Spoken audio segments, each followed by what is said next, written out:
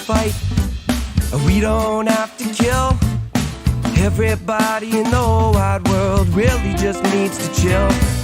No, we don't have to fuss, no, we don't have to fight. Hey everybody, welcome back to another episode of Just Chill with Oliver George. This is episode number 52, and the guest this week actually just usurped the title of longest recorded episode of Just Chill to date. But before we get into it, I want to remind you, if you're watching on YouTube and you would prefer audio only, you can get that on Spotify, Apple Podcasts, iHeartRadio, and tons of other places like that. However, if you are listening on one of those things right now and you didn't realize there was a visual side to this show, then I would encourage you to please come check it out on YouTube. However you choose to enjoy the episode, though, if you could please like, subscribe, follow, share, all that jazz, it really does help to keep growing the show. So if you've done any of that already, thank you so much for your support. Finally, if you want to reach out to me, maybe with a cool guest idea or just some general feedback about the show, you can hit me up at justchillpodcasting@gmail.com. Now, as I mentioned, this is now the longest episode of Just Chill to date. I believe it clocked in at around 2 hours and 45 minutes.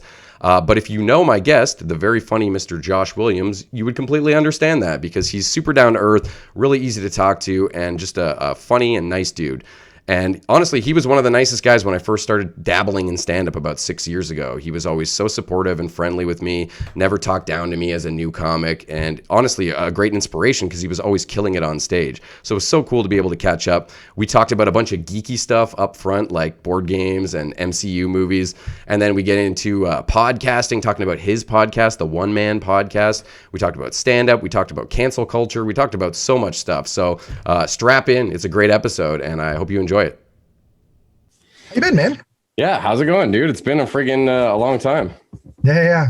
I'm disappointed with COVID. We have to do it virtually because I was watching your room slowly fill up with all sorts of cool stuff on the walls.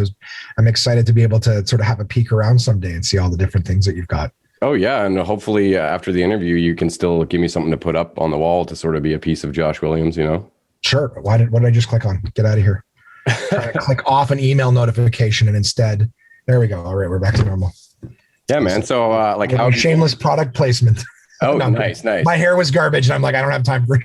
Yeah, I had to put on the hat today. I finally reached that point again in the COVID cycle of past haircut, past being able to style my hair. Yeah. It is what it is, you know. Trying to keep my beard to a slightly manageable look as I go gray throughout it, and in patches, half of it's gray on one side. Getting older. That's how it goes, though. Yeah, it's not like anyone gets a white beard just overnight. You know, it has to start off patchy. Yeah, can't just go straight. Everybody seems to get the one gray streak in their hair. It's always a gray streak. I don't have that. I'm getting the fucking Reed Richards on the side a lot too, which I don't mind at all. The Doctor Strange kind of. That one works. Yeah, exactly. Yeah, we should definitely talk comics because I know you're kind of a geek like me. Here's the thing. I like the Marvel movie stuff, and I know some of the characters, but I didn't really read the comics. I collected comics and never read them. So if you go comic stuff, there's only so far I'll be able to follow before it's you telling me stuff, which I'm fine with. But that's actually pretty interesting because that's similar to how I came up with comics. I had all the trading cards, and my brother would read the comics and he would sort of like regurgitate stuff to me. And then I'd watch the cartoon shows. But a lot of it's just been Wikipedia holes that I go down trying to sort of same. Who's that character in the new Marvel trailer? Look it up. What is an Agatha Harkness or whatever her name is? Yeah. Oh man, that was such a good Agatha Harkness. Okay, who's that? Okay, she did all these things. Okay, now I know. But yeah, there's so much of it where I'm like, I didn't know anything about Black Panther. You know what I mean? Oh no. Yeah, see, I guess I know a little more then because I feel like I'm one of the nerds who, when I watch an MCU movie, I'm usually getting excited, seeing something that I was already sort of aware of come to life. And that's really always a fun experience. I knew about the Infinity Stones. So in 2012, when Thanos turned around, I was like, that's Thanos. Oh my God. Are they really going in that direction? Like, there's no way they can do the whole snap thing. Like, yeah. I remember this was something funny that I share. I photoshopped a picture. I'll send it to you afterwards because it always takes me like friggin' 10 minutes to find it. So I never delete pictures on my phone just because I take a picture and put the phone away and never think. And then I've got this gigantic archive of pictures. But I photoshopped, I found a picture of Trump in 2016 when he won the election where he's like this, just fist pumping. And then I found a picture of the Infinity Gauntlet that would fit it perfectly. So it's this picture of Trump like this with the Infinity Gauntlet, all the gems. That's hilarious. I just posted that on Instagram thinking people like he's the president now, like he's got them all. Nobody got it. Of course, 2 years later, Infinity War comes out. I post the picture again later, and everyone's like, "Oh my god, that's so fun!" It's like, yeah, well, it was really funny on election night when no one knew what the Infinity Stones or the Infinity. Oh yeah, I mean, dude, I feel like that all the time with comic book stuff. When you see someone freaking out about, especially now that Marvel and the MCU is delving into like their more obscure properties because they've already done all the main sort of huge heroes. Yeah, I see people like flipping out about even like a character like Drax or insert any character who's now big in the MCU. And if you would have told me like 10 years ago that anyone would have given a shit about like Groot or, you know, I think it's the very Guardians was the first one, right? Where Guardians of the Galaxy, that was the first one where it's like, everyone's like, what? Who? But it worked big time. Yeah, it worked for sure. Yeah. And I think that was the point. That probably was the point where Marvel's like, I think we can grab anything we own. And as long as we do a good job with it, like it'll work. It can be. Well, when that came out, I was, like I said, a nerd growing up. So the Guardians of the Galaxy I was aware of was the one that was out in like the 70s and the 80s, where Yondu was like the lead guy. And they did them in the second Guardians movie. They had like a cameo of Sylvester Stallone and his team. That was essentially them. Yeah, it looked like they were going to go off in that direction too, and maybe do something with that. Like so maybe they will in the next movie. But no, it's cool. I'd only ever heard of the Guardians of the Galaxy because I played the Marvel Lego games, and it was like those the are Guardians so fun. where somebody collected the characters. And I'm like, okay, it's like Rocket Raccoon. I'm like, yeah, no idea. Groot. Okay, didn't even know they were all together. And then it was like Guardians. I saw this. I'm like, oh, I saw them in the Lego game. Yeah, I just played through those with my kid. Actually, he just turned 4, so he's like just hitting that age where he can play basic video games. And I've always had a soft spot for the Lego games, man. They're just, especially if you're baked or something, it's like the right amount of challenging usually. I like them better. I still play them all. Not when they come out. I've got a backlog of them now, but I played all the early ones, and I got to say I love them so much more when they were pantomime. Oh yeah. When they didn't talk. Because it was so funny to see them reenact scenes, but having to do with pantomime, no words. Because once they started talking, it just got so like obnoxious and childlike. Well, don't they just use the sound bites? At least in some of the games, they just take it. Some of them they did, but ones like DC villains where there's no storyline, no movie to pull from. They're just here's a bunch of DC villains, or the Marvel ones where they just make up a story. The voice acting is bad. The jokes are like you're looking at like the worst dad jokes. Yeah. Whereas during the pantomime, it's like you already know the story, right? They could have used the sound bites, but they're using pantomime scenes. Like I remember playing the Star Wars one where like, well, how's he going to say, no, I am your father? And he's just like, he stands there and he pulls out a family photo and he points at it. Like, it was just kind of funnier. Good visual gags. Like, all that kind of, and it's cheaper. You don't need voice actors when you're doing that kind of stuff. So it was just kind of, it was cute and funny for those reasons. And then once they started talking, it was way too many attempted jokes that you could tell were just really low budget, kind of just throw it together. It'll be fine. I'm like, not much. Just stop. I'm going to play the game. I don't care. But the gameplay is at least a nice sort of bridging point between parents and kids, where for the kids, it's not insanely complicated where they're not going to be able to wrap their head around it. But for the parents, you get those puzzles once in a while that still you got to go and Google them because you can't figure it out. Yeah, so, 100%. 100%. Yeah, I guess another reason I was saying that I thought of you as a geek was just because I know you're into board games, which is yes. Only a few comics I know are big into board games to the level that I am, and Tim Riel and you and maybe a couple others. I can't take, again, Tim is next level. I can't take too much credit. I do like board games. My biggest issue is I can't find anyone to play them. Especially now, pandemic. Oh, definitely with the pandemic. Like I'm almost over board games because of the pandemic. Okay. But I've got like above this desk that I'm, working on right now, I've probably got a good 50 board games there on top of my whiskey shelves. I've got that's like more than me, man. But here's the thing. I've got a ton. I just remembered inside the thing, I've got all the little small box games or whatever, but I can't find anyone to play with. I've probably played maybe 20% of the games that I own. Like I think that's pretty common in like the board game enthusiast community.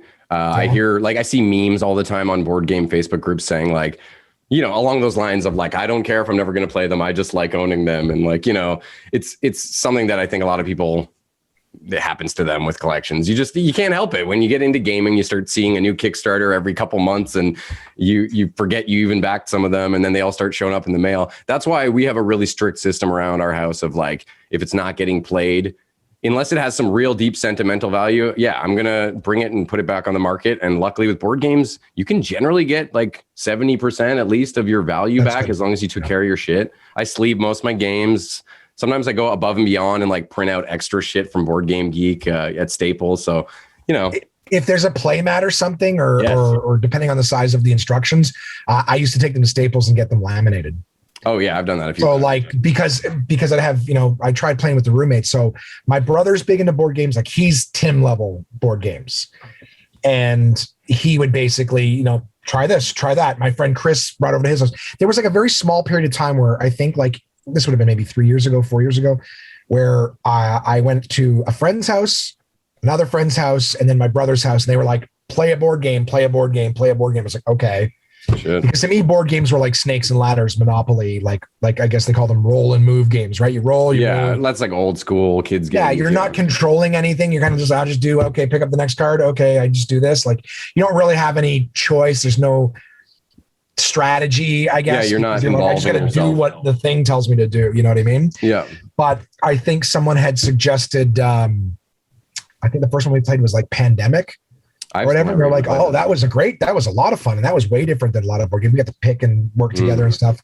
I played Carcassonne and Ticket to Ride. And I was like, okay, there's like a little, don't love Ticket to Ride, but I see it's stuff. Catan, that was the first one I played. That's a big one for a lot of people. I still never got into Catan. The theme always bored the shit out of me. I think I talked to Tim about this. I can't bring myself to play a game about like agriculture and settling when I could be playing like a zombie game or a superhero game or like, especially when the budget is involved too. I'm like, I just don't want to sink my money into that theme. I can't. Yeah. I'd play it if you had it.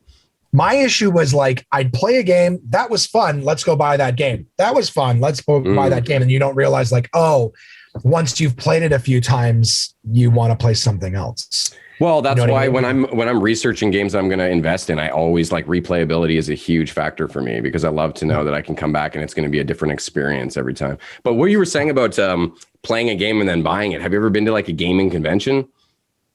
So I went with my fiance down to its Origins in Columbus, Ohio.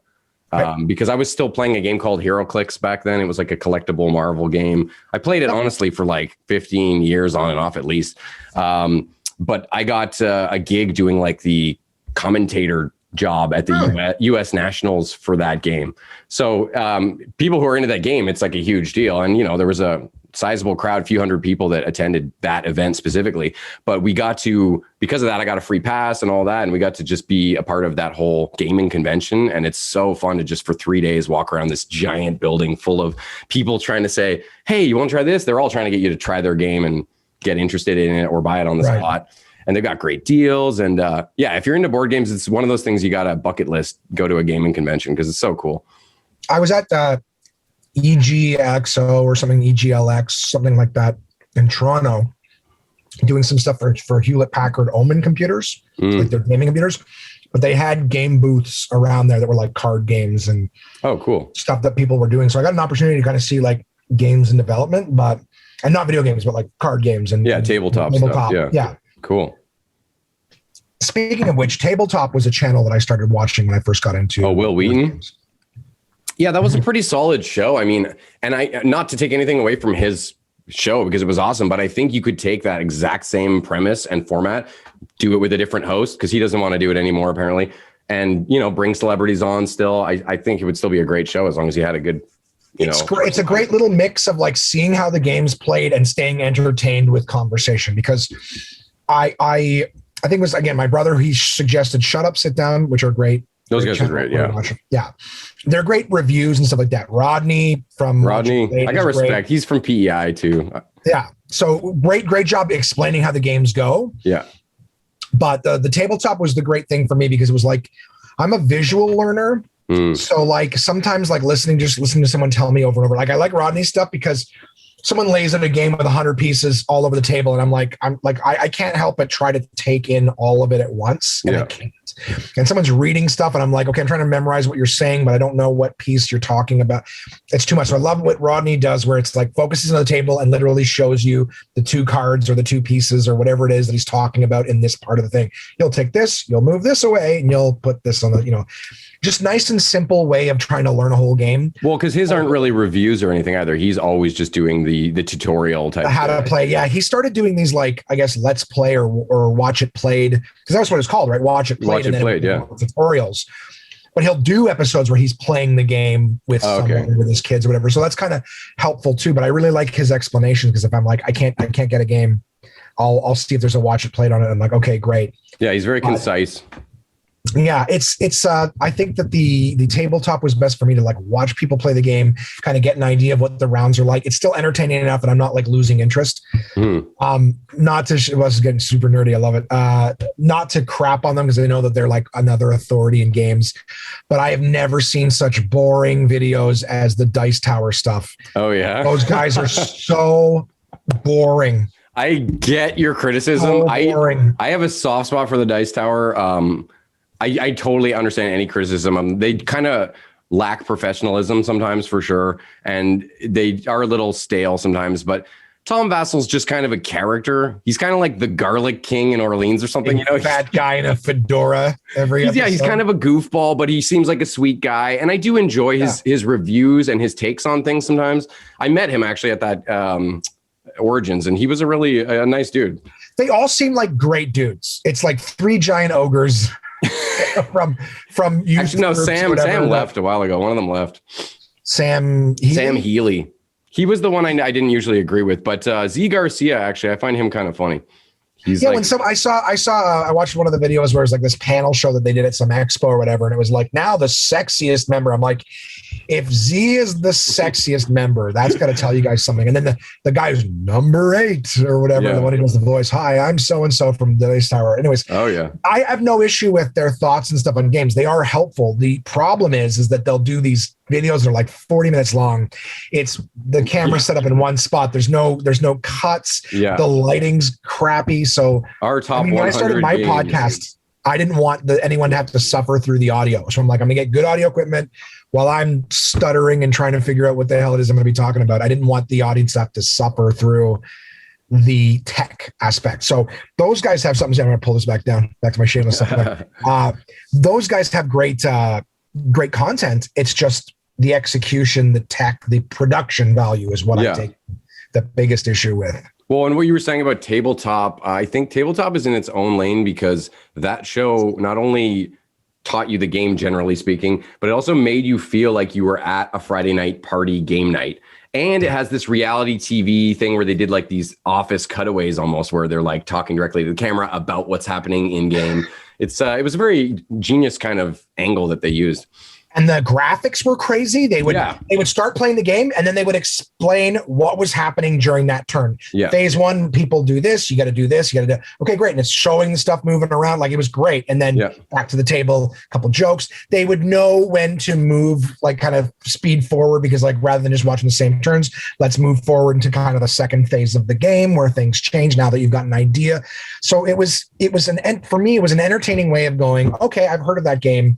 Let's see what it looks like when it's played. And I'm not going to be bored waiting to find out. There's been lots of ones where lots of games where they don't have a shut up, sit down. They don't have a tabletop. They don't have Dice Tower has everything. But again, I can't watch it. I seek out obscure games sometimes. And it's the worst when you're looking for some game that really doesn't have a lot of reviews. And then you find someone, you're like, oh, this looks all right. And as soon as you get it, it's some guy who's like, and the monotone voice the whole time, staring at the camera, just no personality.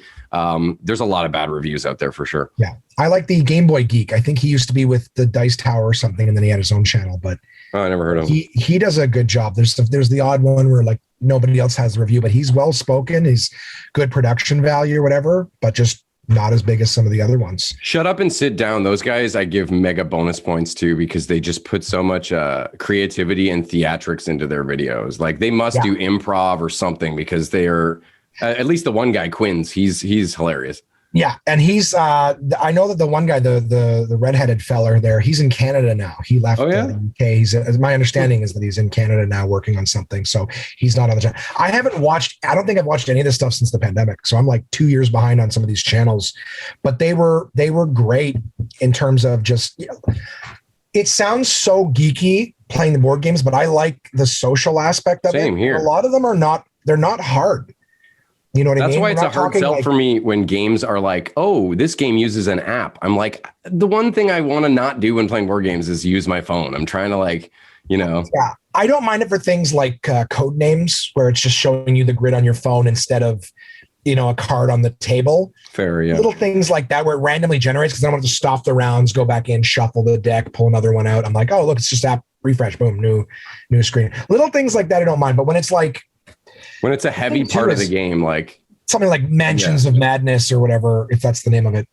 I know I've heard of that game. Yeah, it's one where like the entire thing is like taking place on your iPad while you're putting tiles down on the table. So there's a lot of moving parts in some of these games, and you have to have a group that's willing to learn a new game. I don't do any of that Warhammer stuff. Oh no! Sometimes the game's way too complicated. Kind of, yeah. And you're like, all right, guys, we're gonna meet back up every 3 days. It's like stuff like that can't happen during COVID. For me, I like light games. Same here. But I do like to get into something a little thematic. Like I'd totally be willing to play a game that took like 3-4 hours for an evening. Okay, we're gonna play it. Like I've got stuff like Fury of Dracula, where it's a bunch of different vampire hunters trying to catch Dracula, and it's hidden movement. So whoever's Dracula, they're moving around. They're kind of keeping track of it. Nobody knows what's going on, but it's thematic. You're moving through Europe. You're moving on trains and boats, and I don't know. I like anything with a theme. I can do easy stuff like Catan. Like Catan, there's not a whole lot of agriculture, if any. You're basically building roads and houses. Maybe I'm mixing it up with another similar Agricola settling game. Yeah, maybe that's it. Agricola. Well, it was called Settlers of Catan originally. Now it's just Catan. But there's a lot of great games, like some easy ones. I don't know, stuff like Dixit. Dixit's a great game. I've heard of that. Stuff like. It's honestly I think my brother explained it to me in the sense that the more choice that you have in a game kind of dictates how much fun it is. So when you're playing those ones like I described where you roll a dice and you move, I mean, you could play a 4-player game of Snakes and Ladders by yourself. I don't agree with that statement completely, because you can get games where you have too many choices that it can be overwhelming for a lot of players, and you end up just like kind of staring at your options. And I don't even know what's the best thing to do. You're right. That is fair. You get, what is it? Analysis paralysis. There you go. Yeah. Where you're just like, okay, there's too much going on. But I just mean a game where like, if your option is like, do you want to roll or do you want to pick up a card? It's kind of like, it's not a lot of choice and still random. Whereas like games where you can pick what it is that you want to do. You know what I mean? That's the big argument that I always hear, though, amongst gamers, and everyone seems to fall somewhere on the spectrum of how much randomness they like in their games. And obviously, like Candyland and stupid shit like that is like at the bottom of the barrel. But there's certain people, like my older brother, he would prefer a game where everything that happens in game is based on choices that you're making. There's no dice rolling. There's no flipping from the cards. It's all just tactical decision making.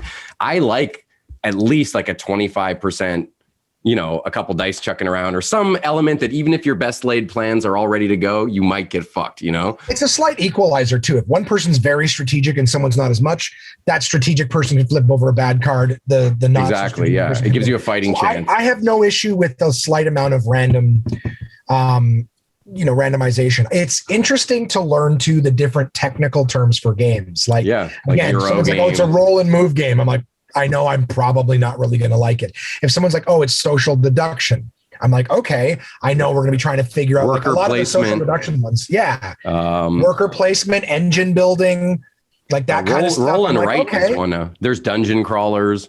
Yep. There's we play a lot of what's it called? Asymmetric skirmish type games, like sort of where you're some sort of a battle, but you have completely different power sets or things you can pull off. Like, I don't know if you've ever played this game called Unmatched.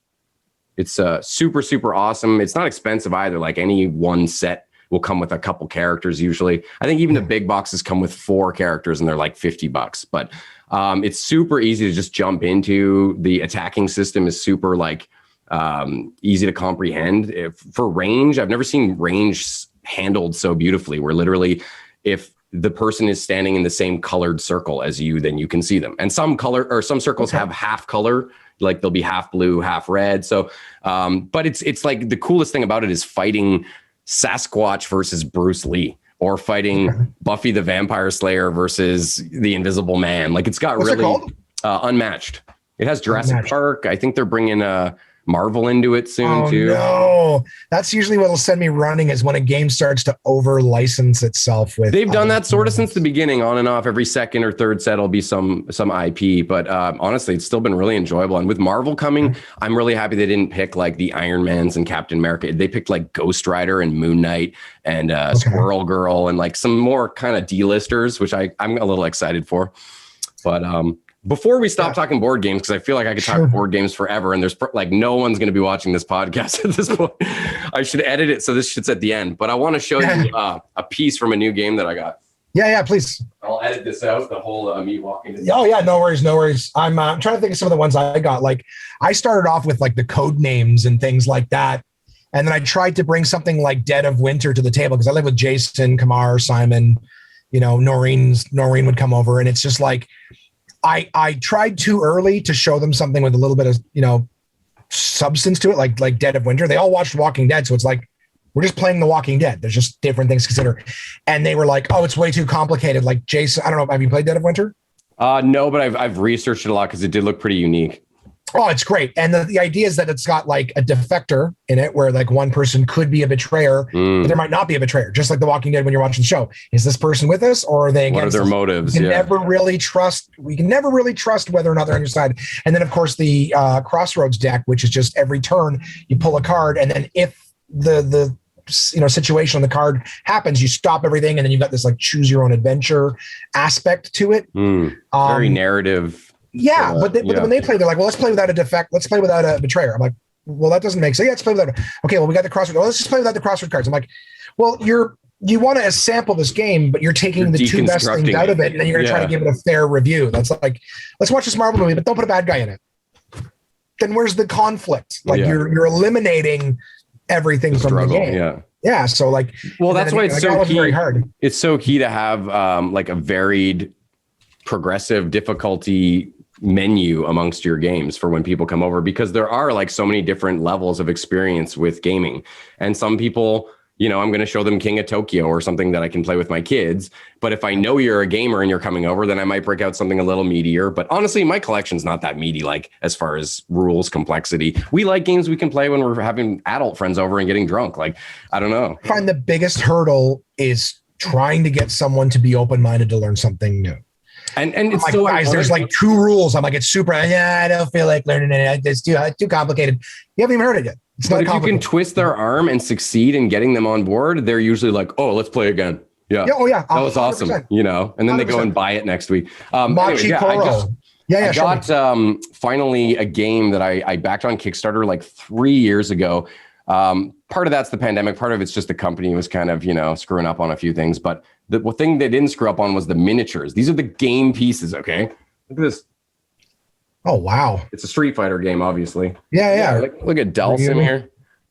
The Yoga Flame coming out. That came like that? Oh, yeah. These are all Was that like a big tier upgrade or that was just the game pretty much from the get-go, they pitched it as like, we want to create the most aesthetically beautiful game. Obviously, they wanted to have a good engine behind it. And thankfully, I can report that it is a fun game.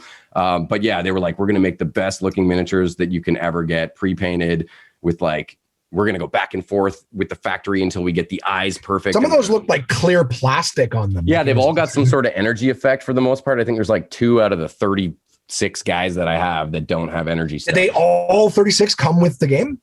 No, I think the base box had like 6, and then there was a boss expansion with a couple more, but I got every not stretch goal, but every add-on that I could, I bought just because I'm kind of that gamer. I'm all in. If I'm going to buy I'm the same way.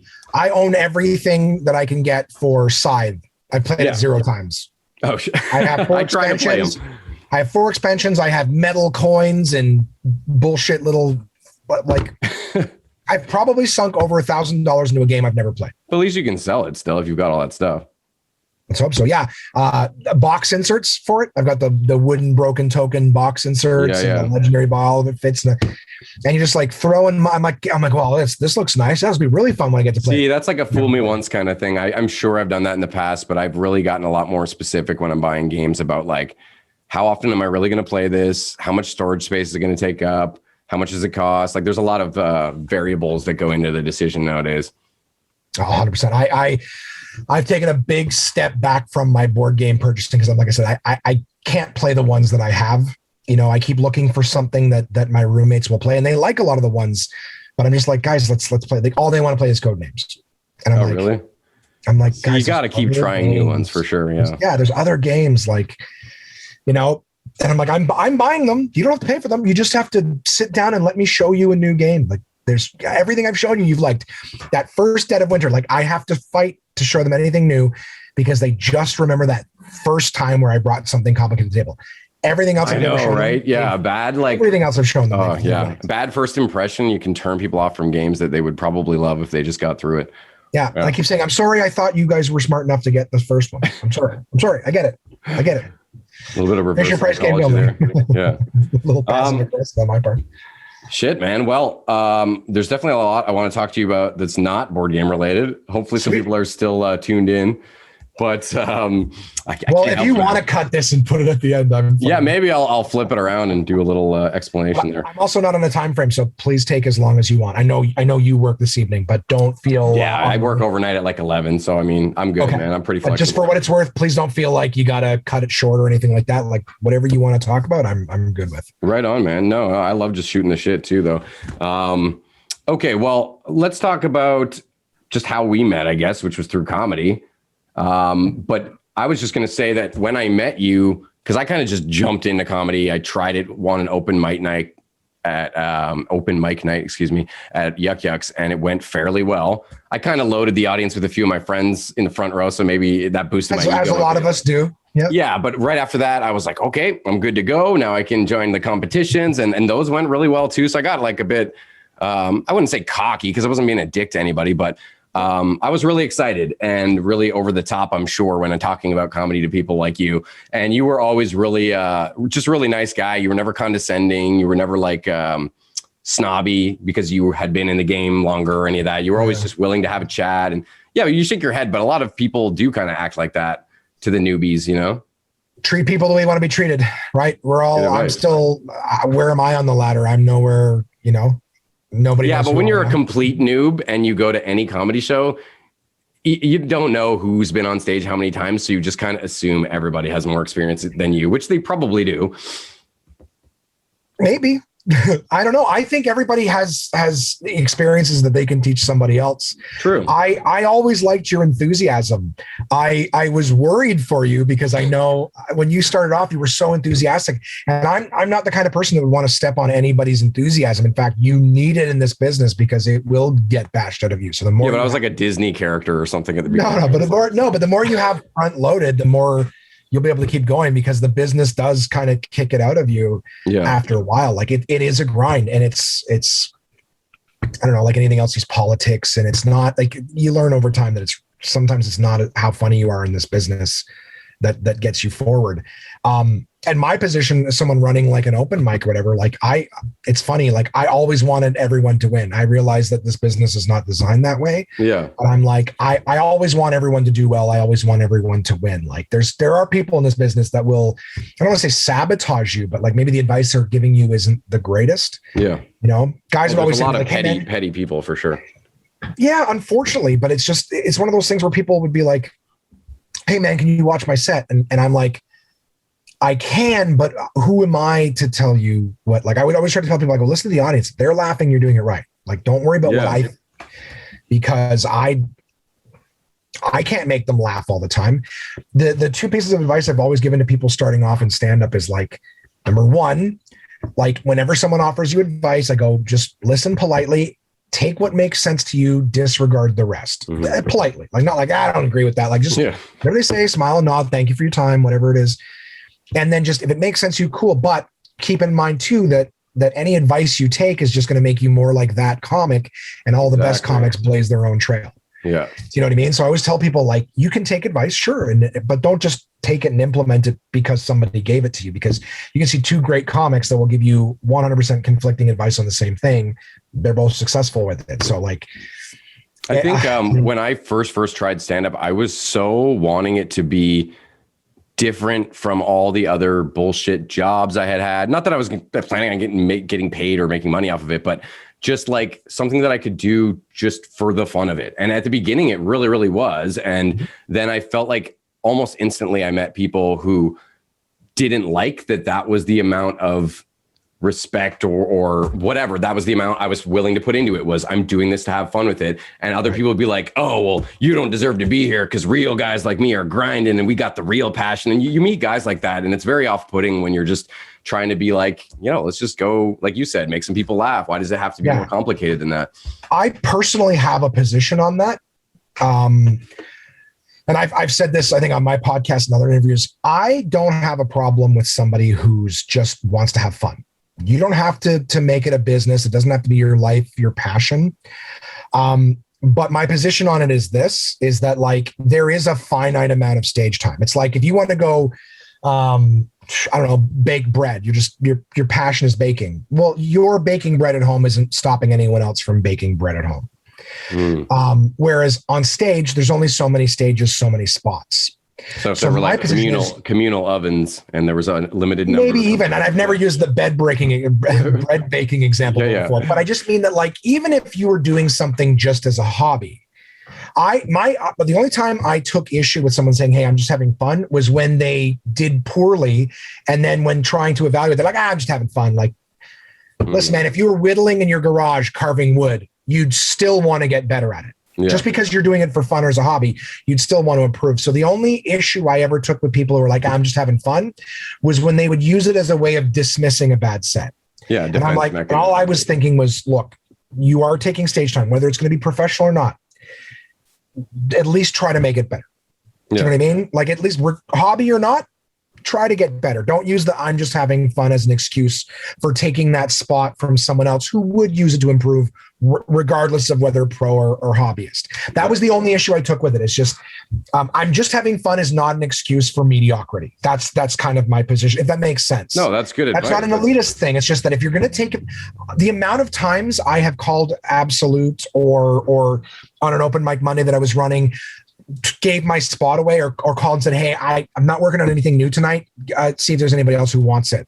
Oh, yeah? But to me, that's like, I'm taking something that someone else will use. And if I'm just going to go do jokes that I already know work, I'm taking it from someone else. So for what it's worth, I hold myself to that same standard of, like, if I'm asking for a spot, there should be part of it. I'm not saying everything has to be a new joke or whatever, but I should be working on something. It's like, now that, you gym memberships, you book a slot and you can only go at a certain thing. It's like, well, if I just go and kind of walk around and look at machines and drink at the fountain, I'm wasting that spot that someone else to use to actually work out. Yeah, I know. I get it. That's all I mean. It's just, it's not a disrespect. You do not have to search this professionally. Anybody who's looking for it, it's just, if you're taking something from someone else, use it. You know what I mean? Yeah. Anyways. No, I totally get that. It's a certain level of respect for the art form in itself and for the community. And for yourself. I think a lot of people too would have just used that whole, I'm just having fun. Like I said, as dismissing a poor set. It's like, it's okay that you're just having fun, but you should still get better. Yeah. You know what I mean? You're not cooking professionally at dinner time, but you don't want to make a meal that's shit and go, not getting paid for this. You know what I mean? Like, you still, if you're doing something, do it with excellence, regardless of the outcome, because all the best businesses, even if you were doing something professionally, you don't focus on, I want to make money. You focus on, I want to make an awesome product. Because that's where the money is going to come from. Yeah. Well, I never even cared about the money, to be honest. I don't know that I ever thought I was a good enough comic to make it to that level, or maybe I just knew I didn't have the commitment level to, like, I'll always enjoy doing comedy. And sure enough, I signed up for the competition at Yucks next month, if it ends up happening. Cause I like to push myself. I like to just book a date and then just have that fire under my ass and force myself to write something. But I don't know that I would ever want to commit to trying to really grind like some of these people. I think I think it's a fear thing, right? Because if it's something we enjoy, why wouldn't we want to dive in with both feet? But it's so uncertain. Like, it's one of those things where, like, I could. Well, it takes up a lot of time too.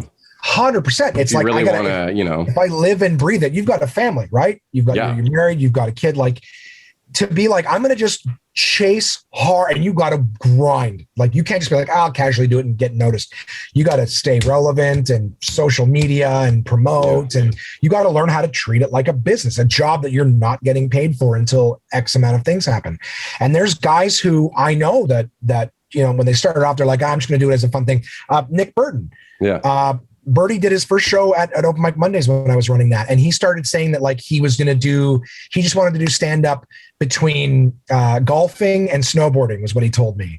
And I just said, careful, man, because it'll get its hooks into you. Like, it's addictive. And if you have any level of talent, like, you're going to get good. Now he's touring. And Nick's a funny guy, and he got into it. He had fun. He got hard. Now he's probably one of the hardest working people in the city about actually creating and producing. So for him, he was a lot like me when I first started, where it was like, you're hungry for more stages. And when you realize that the only stages that exist sometimes are the ones that you create, you get involved in them and you work hard or whatever. Like, I literally woke up this morning to an email that had a Smythe casting thing in it. I know Nick's in the database, and he's doing a Zoom show or whatever, stand-up comedy show with Smythe casting. Like, Cool. like he's always looking for new ways to create stuff and make shows, whatever. So yeah, it is a business. Like, hats off to him. There's a lot of people in the industry that are working hard, and there's so much stuff behind the scenes that you never see. But like, yeah, like you said, it's not a simple thing. It's a lot of time, a lot of effort.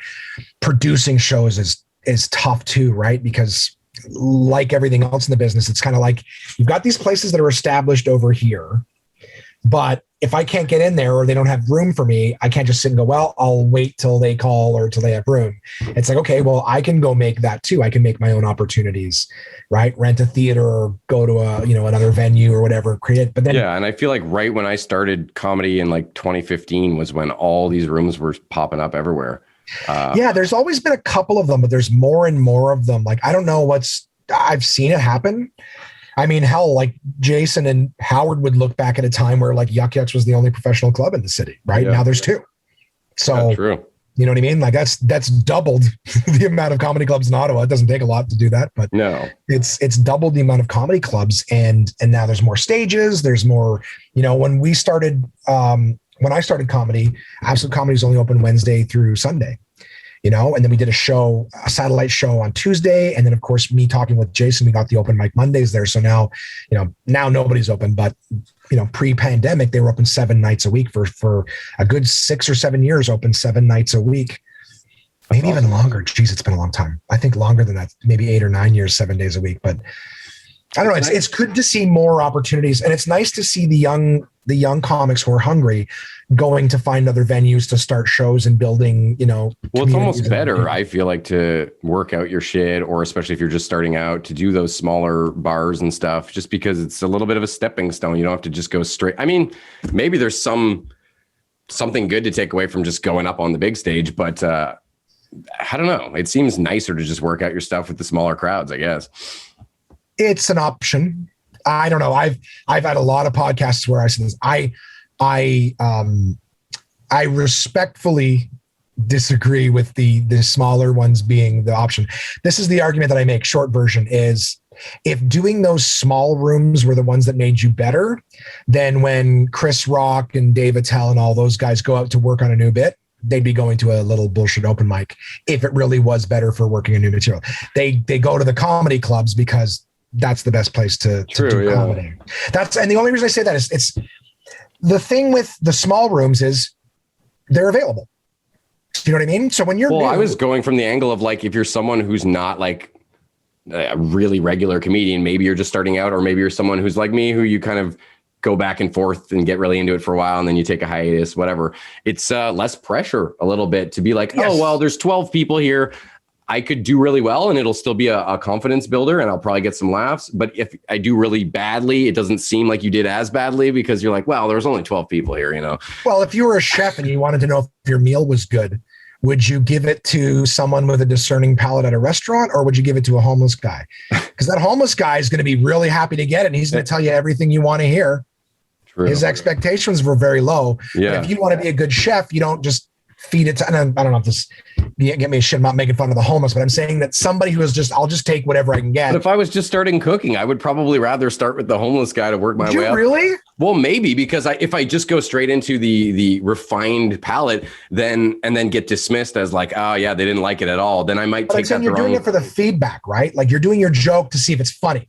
So I'm saying that if you're giving a starving person food, I would have a really hard time expecting the feedback to be honest and constructive when it's no. Just like, I was going to say that was so good. That was so no. So I'm good. saying the opposite. That so if good. I gave my first meal I ever cooked to some friggin' cordon bleu chef, they would probably think it was shit, and it might be really like heartbreaking and discouraging. Is all I'm saying. Is that like, if you work your way up, like, oh yeah, it was kind of funny at this little place or this little place, and then you finally go do the bigger room, and maybe you just kind of do lukewarm, you're going to not get so hurt from that, because you can still remember some of those earlier times where you got a couple laughs. And I don't know. I think it's, I definitely know what you're saying. I guess maybe the food thing is a bad example, but I know it's a food analogy again, first with the bread. Issue that I found, and again, this is from working, like booking a lot of guys who are like, oh, I'm killing on the open mic scene, right? Like I'd have a lot of guys come to me who are like doing well with the homeless, right? Feeding them. They're like, I'm the best cook ever.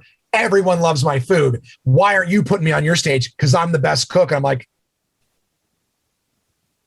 has anyone ever paid you for your food? Like, yeah, well, I would be consciously aware of the fact that I was giving it to the homeless guy, but I'd still be like, all right, well, he likes shocked it. How many people aren't, because, and I think that's maybe one of the issues that I take with the whole, oh, well, the open mic scene is better or whatever. It's like, well, if other ears who aren't as versed here, this is better. And if I'm doing good here, then I must be better than over there. Yeah. Right. And then you talk to the booker like, no, I'm so good. I'm so good. I met and was the guy booking up Mike Mondays when hit the scene. And you want to talk to somebody who just has no idea. I'm sorry, that's not fair to say his name and then go has no idea. But I can. He means well. He has a good heart. But early was like, I'm the best. I'm killing at these open mics. Everyone else says I'm the best. You're an asshole if you don't book me. I've You're seen wrong him do if you that. don't book me. I'm like, buddy, I put you on stage here and you crickets. Yeah. I'll give you a spot as much as I give everyone else, but he's telling me to tell the booker of Absolute Comedy to book him for weekends after bombing because at an open mic, he throws a chair across the room and people are laughing. And I'm like, the people who are laughing are the comics. They're laughing because they're watching a live meltdown, dude. Yeah. Like, that's not. It's like Jerry. They're like, dude, you're gonna be a star because you don't care. I'm like, can you guys please stop telling him this? He thinks you're serious. Anyways, I do feel awful. If you could maybe bleep his name or whatever. Yeah, I can bleep his name out because the points Just you're because making. I'm not trying to shit on anybody, and he's come so far from there. But I just mean those early days where like doing well at an open mic can sometimes give people a false impression. They actually start to think that they're a cordon bleu chef. Yeah, it's true. You make a good point. There's definitely some people who, I think that's the key is you have to take the step to also like, yeah, practice all you want in those rooms. It's nourishing, but you have to still then put your name in the bigger rooms and then test your mettle against, the next echelon of comics or whatever. Let's talk like board game Kickstarter style, right? You play, hey, is this a fun little idea with your friends? And they're like, yeah, okay, cool. Well, now we got to work on it and go submit it higher. You know what I mean? Yeah, like definitely. Nobody wants to sell their board game at a garage sale. They want to sell it at a big convention, right? Yeah, but you got to bring it to be at that level. And I just said that to people with the open mic thing. Like, well, no, the open mic, it's better because if they're not listening and you can win them over, then it's funny. I go, if that's what you think makes the joke better, then stand on a street corner with a mic and an amp and tell your jokes. Yeah. Right. Because then if someone stops and listens, then for sure it's funny. But you're not gonna do that because that's humiliating. So I would assume. But so the idea is like, I told them like the open mics are great because it's available. It'll give you an audience. It'll give you a stage. But when people but then people start to think, well, I can't get on over here. So they kind of start to convince themselves that what they can get on is better. I got it better because this is what I got. Yeah. And it's kind of like, just be careful with that because, you know what I mean? Like, sure, your home gym with a few weights or whatever is great. The big gym's got what you need. You know what I mean? You might actually learn that there's a whole lot you can't do, and it's going to focus on what to strengthen. I don't know why, as a fat man, I keep using the gym as an example. You've used gym and food because you brought up a bread thing earlier. It's one or the other. I don't know. It's because everyone became a baker during the pandemic. Well, wait. Let's talk about. Oh, sorry. If you don't mind me pivoting here, because sure. I've been listening to some of your show, and I heard you talking about how you've kind of been on a fitness thing lately. So I think this is relevant because we're talking about food, we're talking about exercise, and I wanted to talk to you about fasting because that's something that you've really been getting into lately, right? It's 16, 17 days or something like that. When I don't know where I'm at now. I'm probably 20 maybe 28 days or something like that now. I think I'm in the 4th week or starting the 4th week, so somewhere in the 20s. Like what's it been like for you? Because I did a lot of fasting. I've fallen off the wagon a bit. I still managed to get a few in, in a month, at least a few good fasts. But I was doing it every second day for a while, a year and a bit. How long? Like when you say every second day? On average, when I was really into it, they were like usually 24 hours. Okay, I haven't gone that long yet. Yeah, the longest I ever did was like 36, I think. I might have done 40 once, but I did a 36 for sure. I'm not there yet. Yeah, well, it takes time. It's a weird thing to get your body used to. But I will say that less hungry.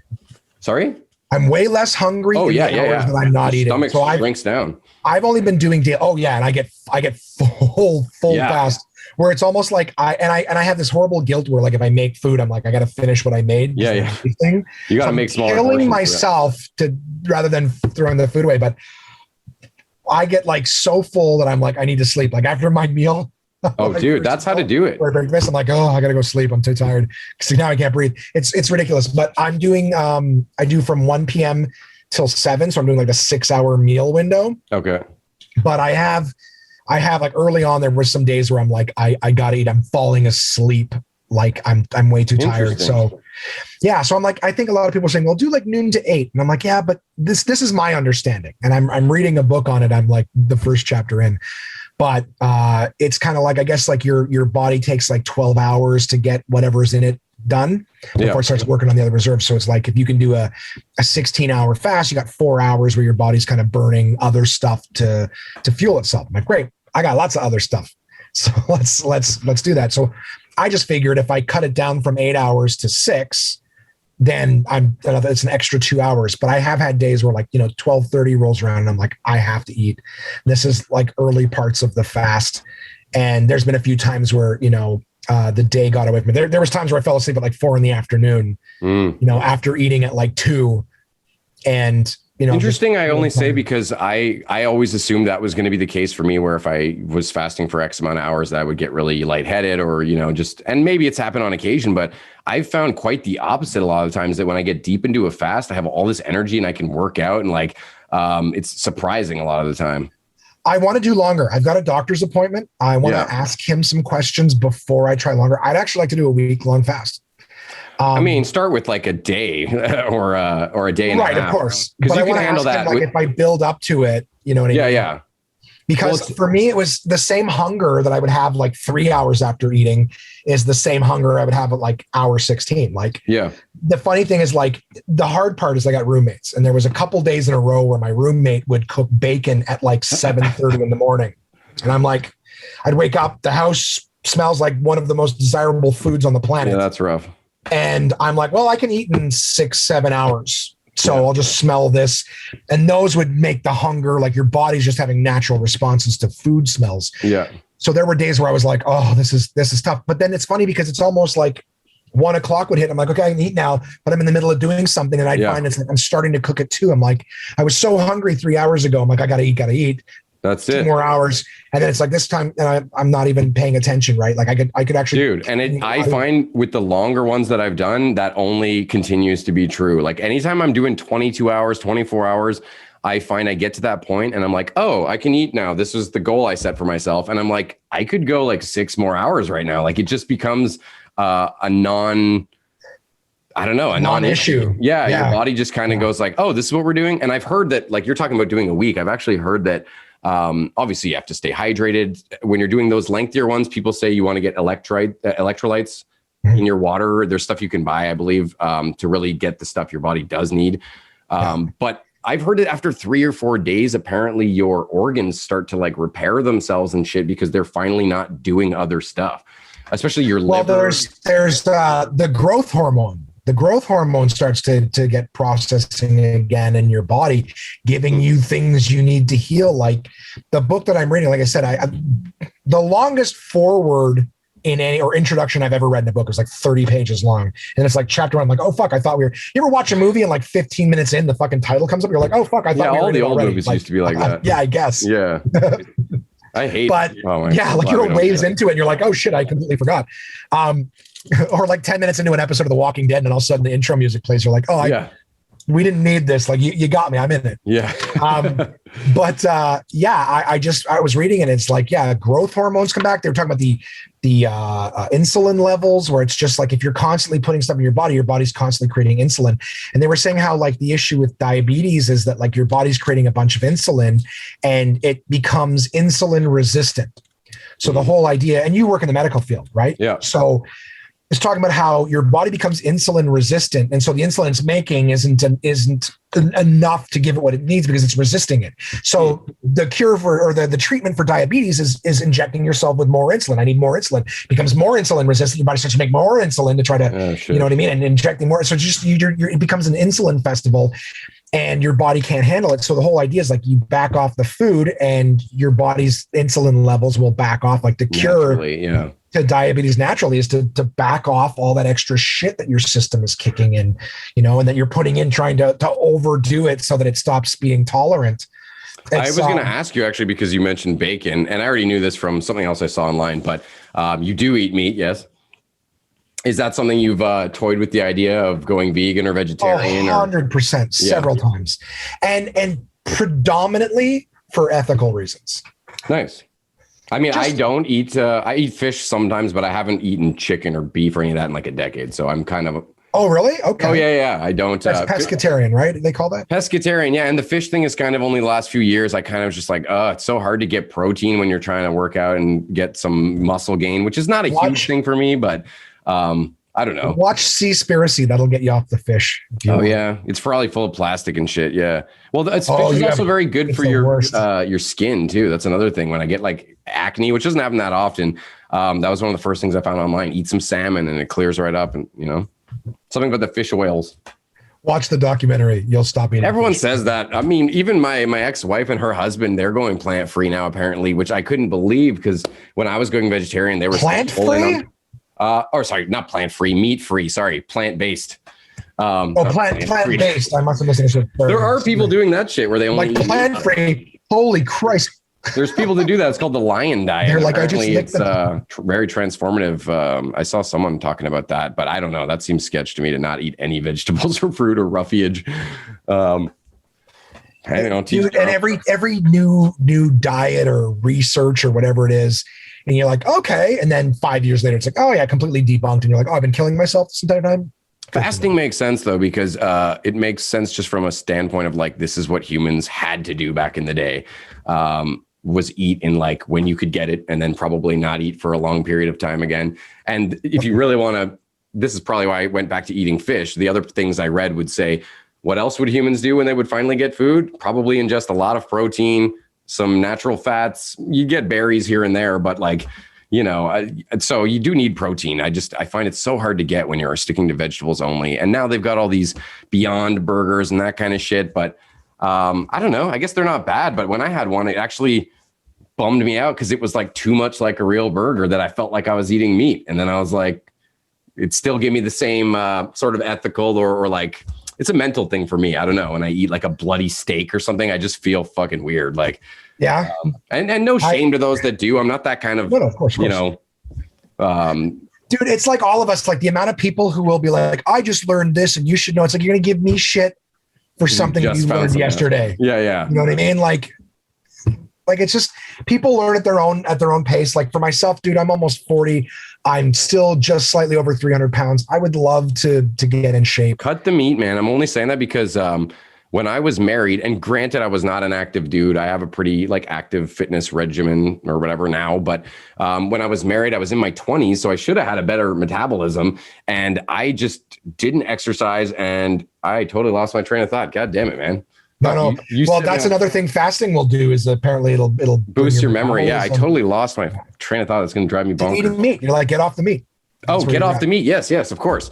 It's that I weighed like, I don't know, 30 pounds more than I do back then. And one of the things I honestly think helped me lose weight was quitting meat, because partially just because it cuts out so many like fast food joints, and so many things are no longer on your available menu that you got to be a lot more creative if you want to eat unhealthy, you know? Absolutely. And like I said, just even for ethical reasons, like I have a fear of death. So I'm like, so why would I kill a cow? I'm going to cause the thing I fear the most to another innocent thing. I'm going to kill the cow. Now we're going to go make a baconator that I'll consume, which will kill me faster. I'm like, what? It's a big death cycle. You know what I mean? Like it's just death. And then, but you die and me die with your grease. And like, man, the other day, YouTube just prompted, like a video came up. I don't know why it was in my feed for shit I should watch, but it was literally a video of a guy going around his farm or whatever and just shooting the cows with some sort of a thing. It wasn't a gun, but it was like a baton. The tube, and what it has is a pin in it. It was so fucked up. He's got a canister, right? A canister with him. You can't see. This was like point of view. It was like a fucking video game almost, and it was so disturbing, man. I shut it off after. It just looks like the end of a what do you call it? Bench press thing, right? Kind of, yeah. Just like a straight little wand. Yeah, so it's got a pin in it. And on the other end, there's actually like a hose and like a air pressure canister. And what it does is you put it on the cow's head and then that pin fires into its brain. And he was doing it from a couple feet away, though. He was just walking up. And then he was shooting them with a sniper rifle or something. Yeah, I don't know. It didn't make a loud noise. It was just like a little chick, like kind of a clicking noise or something. And then the cow would drop. Its legs would just give out before the thing even went off practically. It was very disturbing. Did you see No Country for Old Men? Yes. Yeah. So you remember at the beginning of the movie where he puts that thing on the guy's head and he just drops? That's the cow. Javier Bardem. Yeah. Yeah, that's what they used to kill cows because apparently it's more humane. Well, it did look very painless and quick. The couple ones that I actually watched before I shut it off, it looked, I guess you can, but it's killing anything humane realistically, you know? Well, that's exactly it too, right? There's people like, oh, dude, and Cowspiracy is another. There's two movies on Netflix right now, which I found fascinating, and they're horribly depressing.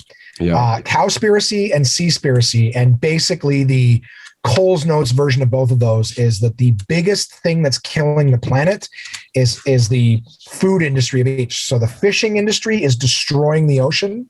It's not plastic straws. It's not microplastic. The fishing industry is destroying the ocean, and the cattle, livestock industry is destroying the land. And so like us eating meat and us eating fish is killing the planet. Don't the cows fuck up the ozone layer with their farts or something too? Constant methane. In fact, the amount of food that it takes to feed a cow, if you gave that same amount of food, like the grains and everything like that, to feed people, and water, don't get me wrong, the amount of water is insane. But if you gave that water and feed to human beings, you could feed more people than that one cow would. It's crazy too, because if we're at a point where you have Beyond Burger and stuff like that, where even some meat eaters say like, yeah, it tastes fucking good, how long until human society maybe possibly evolves to a point where we're just like, hey, you want a burger? Eat this thing that tastes like a burger, but didn't come from him killing a thing that look at the ruins our planet. horse shit that we're dealing with now in regular North American or first world conversations, where this particular word and like the people that are going to extents to take issue with nothing. Like cancel culture, you mean? Sure. But the most recent one I heard was a woman got upset because she took issue with playing cards. Why does the king have more value? Oh, I didn't hear it as someone took issue. I heard it as just some girl was like, oh, this would be cool if we had like a female driven deck of cards. It would still functionally be. Well, this particular person she found the problem. She created the problem, and then she sells the solution. She has a deck of cards where instead of Jack, Queen, King, it's bronze, silver, gold. Oh, I saw one where I thought it was reversed. It was Queen. They were all female, I think. I can't remember. Maybe I'm screwing that up. Yeah, and that's not. Or they were unisex or something like that. Sure, unisex is fine, but if it's all females, then that's not progress. That's now you're excluding someone else. Yeah, that's interesting. It's also historical characters. Like, do we want to go back and pretend history didn't happen? Those who don't learn from history are doomed to repeat it. Yeah. Right. So trying to erase history was history. We move forward from it. We progress from it. Yeah. Right. We know it was there, and it's an example to us as to always move forward, be better. When we start going back and erasing history and pretending like things weren't things, that's you where mean like taking down statues and stuff.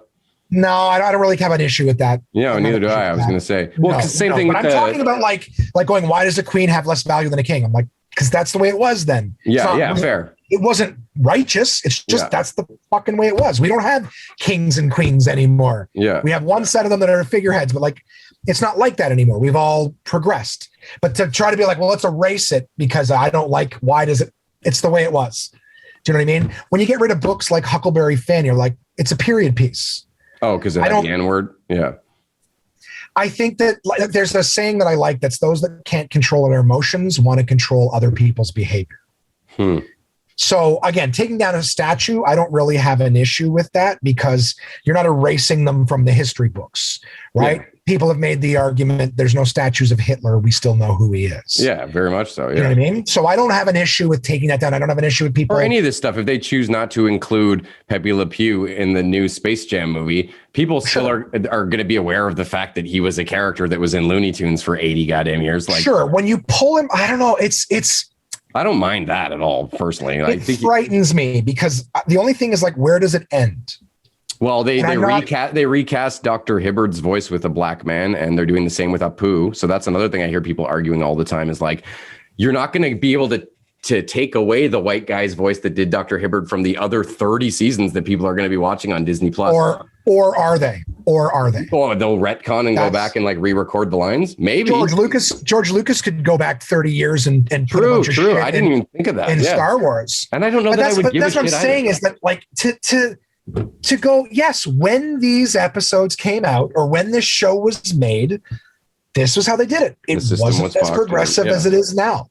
Yeah. Do you know what I mean? Like, are we going to go back through every single show that ever made a gay joke or anything like that and either cancel it or pull it or whatever? It's like, it's as much as pop culture stuff isn't exactly historical. It is in the sense that that's a snapshot of the way the world was then. Yeah. And you don't have to agree with it. Yeah. No. And as long as we can intelligently as a society go, that was okay then, it's not okay now. The reason I got into this is because there's a part of me that knows very well while we're bitching about the pictures on playing cards, there are still millions and billions of animals that are being put to death needlessly.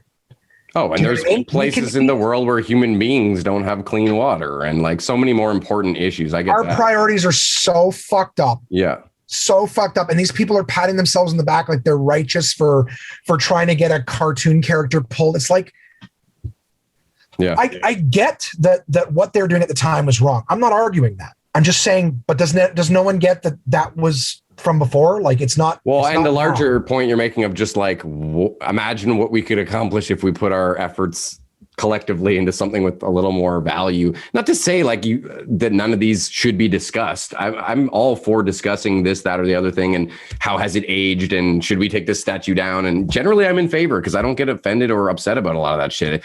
If it's helping someone grieve trauma that something maybe caused them because it was so fucked up or whatever, I don't know. I mean, every situation. Something being put in your face like a statue, right? When it makes you feel like, hey, this is supporting, like, here's a statue of the guy that put my mom in a residential school or whatever. Like, sure, I get why you want that statue. It being in your face is fine, but like Pepe Le Pew, well, it's not like they're forcing it. Like if they said we're going to pull it from syndication, fine, but to erase it from the vault, it's like, well, if I choose to consume that, like I watched Pepe Le Pew growing up. Or The Simpsons, they got rid of the Michael Jackson episode on Disney Plus. It's not there. Which is a little bit like, that's Lisa, it's your birthday. Everybody knows that fucking episode. You're not going to make us forget Lisa, it's your birthday. It's one of those. It's a shame that they think that people like, oh God, because I am on the side of progressive. I am. Same here. Yeah. But that's why I say like, I'm very apprehensive to erasing history, because then I wonder where does it end? And I'm not like one of those like, it's a part of my heritage. I don't give a fuck. I'm not wearing old people's baggage. With something like Hank Azaria though, like saying, okay, I'm not going to do the voice of Apu anymore. That falls into a unique category for me, because that's his kind of fucking decision, right? Like he's kind of has the right to be like, I don't feel comfortable doing this anymore because I'm progressive and it bothers me and seems to bother a lot of other people, and I'm on that side of it. I'm going to relinquish my rights. What about actors who are playing roles that they aren't? Like that's not okay. If you're not. Oh, Scarlett Johansson wasn't allowed to play or got so much shit because she was going to play an LGBTQ character, and they're like, no, you're not, so you don't get to. Oh yeah, Bryan Cranston took shit for playing a paraplegic, and it's kind of like Bill Burr said in a special, it's acting. Yeah, I've seen movies where guys who weren't murderers played murderers. Yeah. You know what I mean? Like the idea is like, yes, it's better to be inclusive. If you want a really good example of something that was inclusive in recent years that wasn't stuffed down your throat, The Last of Us Part 2. The game The Last of Us. I know what it is, but I haven't seen it. It's a video game, and that game was inclusive as hell. The two leads were both females. One of them was LGBTQ. One of them was lesbian. One of them was LGBTQ. They didn't stuff it down your throat. It wasn't like here's a very heavy undertones of Me Too and Time's Up. Yeah. None of that stuff. All of the NPCs in the game and different parts of it were all representative, all sexes and races and everything like that. At no point did anything feel like, oh, they're really like trying to make in it there. like, Yeah. Didn't feel unnatural at all. That's the world we live in. We live in a world where it's multicultural. It's not all just Caucasian, NPCs. It was great representation for everybody. They didn't stuff things. There was actually a scene that I really liked where there was a character who was trans, was female. She wanted to be male, so he shaved his head so that he could be like the male soldiers.